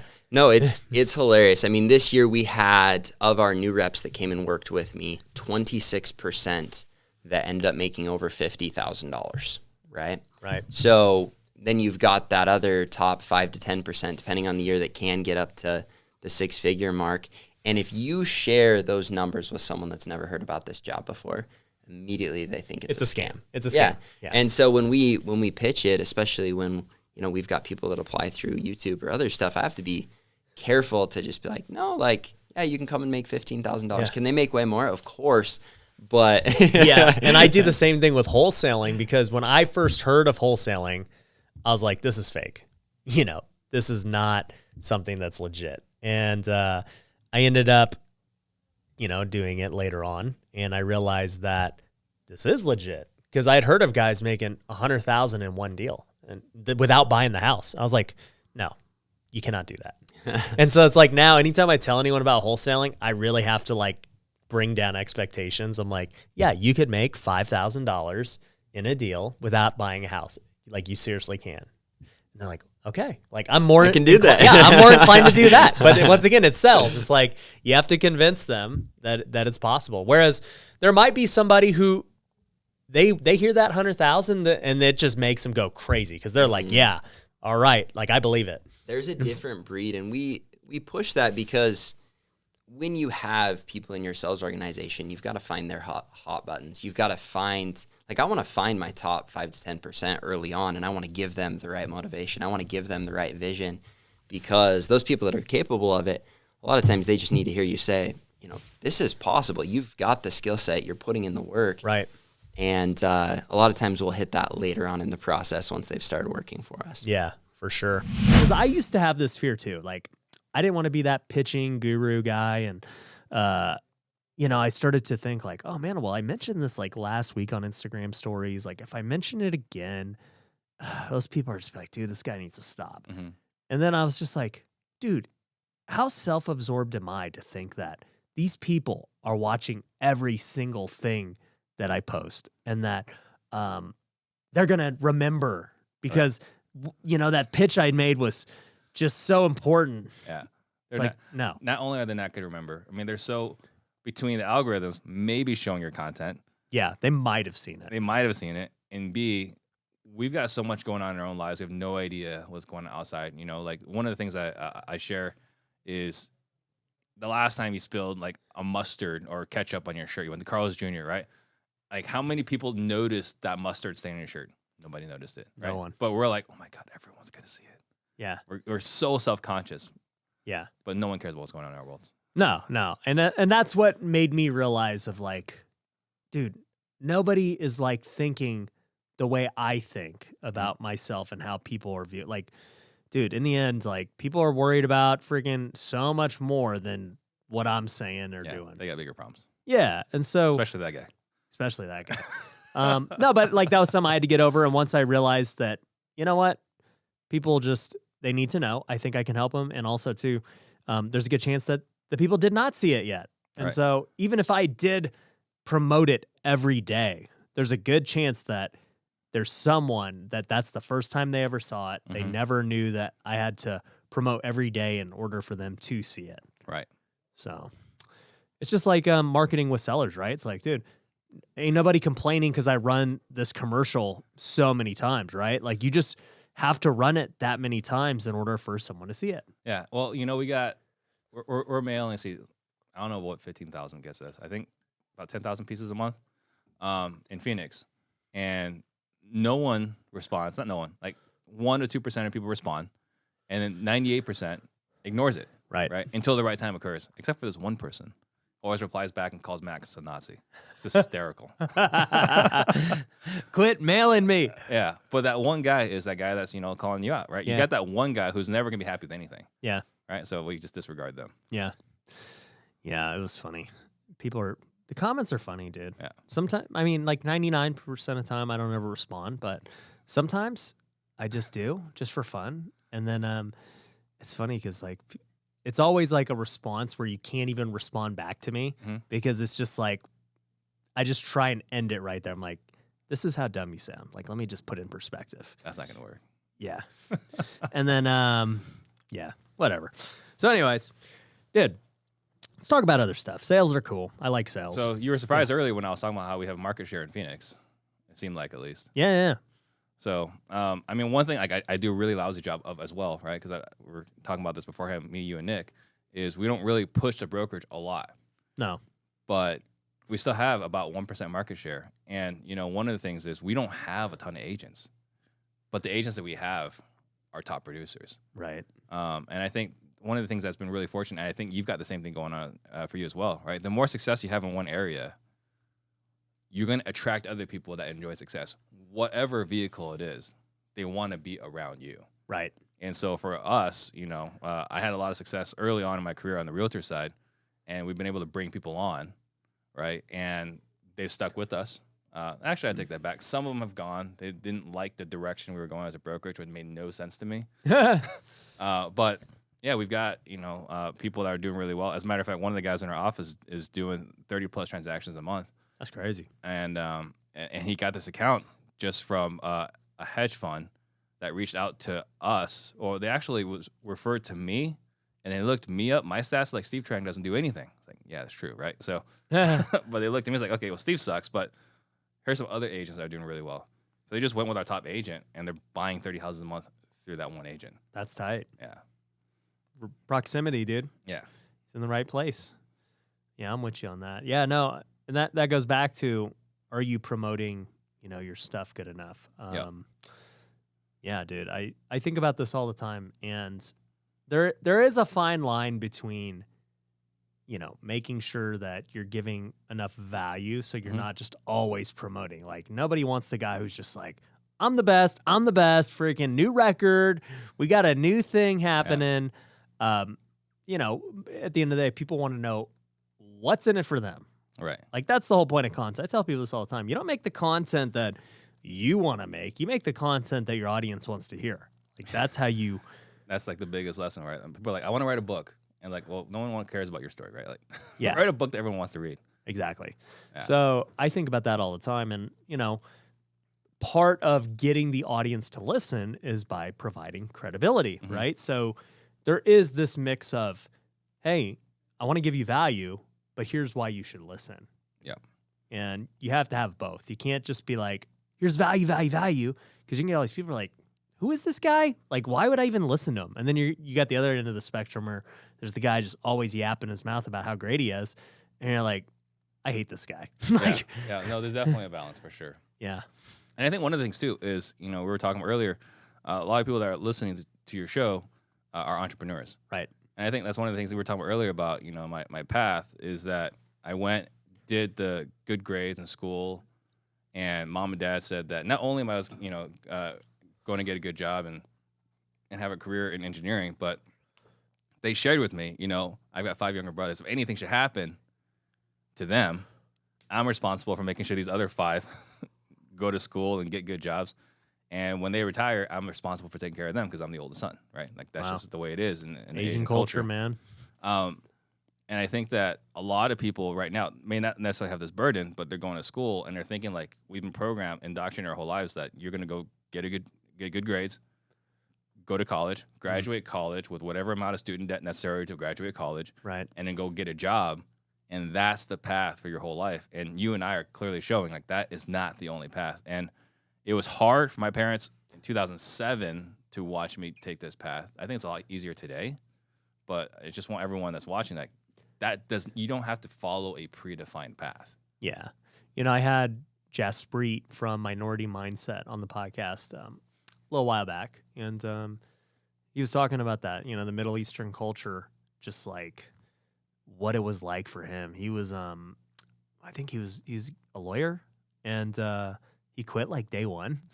And, his parents and stuff, everyone in his community just looking down on him as like this guy. And then obviously he's now doing very good. But it's just interesting, like these cultural things that we have to break through. And, as Asian parents, like you said, or Middle Eastern parents, they're very big on prestige. And oh, by the way, my son is playing at this concert hall. Yeah. Or my son is president's list or dean's list or whatever. Yeah, for sure. Yeah. There's always that comparison game. Yeah, for sure. And it's interesting, man, because I grew, my dad's Filipino and my mom's white. And my parents always just told me, like, be what you want to be, dude. Mm-hmm. And that was to be a baseball player. And, I had success in it. And so, like, my parents did get to brag, like, Ryan, he's just got a scholarship, just got drafted, all these things. But I don't think they ever looked at it that way. It's not like they were tied to a community. I never had this Asian community where we were competing against everyone in our community. It was never like that. So I had that. Yeah. So, I mean, not only was it always like, hey, you got to be like Cousin Richard or Cousin Wayne, whatever that's doing this. then I was that one. For everyone in the family, like, you got to be like Steve. You got to go. Steve's made it. Steve's made it, right? Like, I got to. Not only did I get to go to ASU with a full ride, I got to go to UC San Diego with a full ride. They paid me to go there, right? When we were getting recruited, and I've all these years like be like Steve, be like Steve, be like Steve, and then Steve like. Steve fell off, dude. Let Steve be a lesson. Don't be like Steve anymore. So. Yeah. There's an example of what not to do.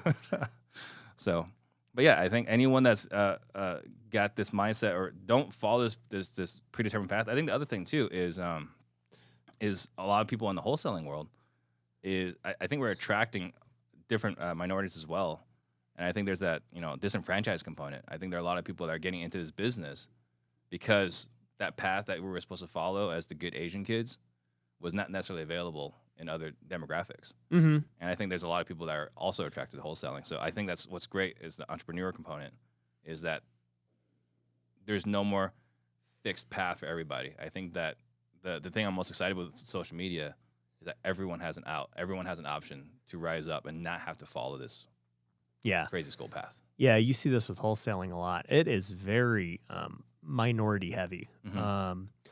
Because it's just like, dude, anyone can wholesale. Like, that's the thing, and it's great. And I think you're going to see the world kind of transition that way, especially with, I've noticed it just immersing myself in NFT culture and crypto. Mm-hmm. You're starting to see all these people, like, from all walks of life, like, dude, I could do this, I could do that. I don't have to grow up and do whatever. Like, I even saw a statistic that people are playing in the metaverse on this game Axie Infinity. And you've got like kids in Ghana who are making a couple $100 like a week playing this game, and anyone can play it across the world. And like they're making great money where they're at by just playing this game, dude. That's awesome. It's crazy. Yeah. So I mean, I think it's really exciting what the opportunities are available with. I think there's a lot of things with social media we may not like. The addictive component, the censorship component. But we're really opening the eyes to Gen Z, like what is available for out there for them. Yeah, I think you're starting to see that shift where, you don't have to go to college. You don't have to go for one of these careers. There's like some way easier ways to make money and like way less stress.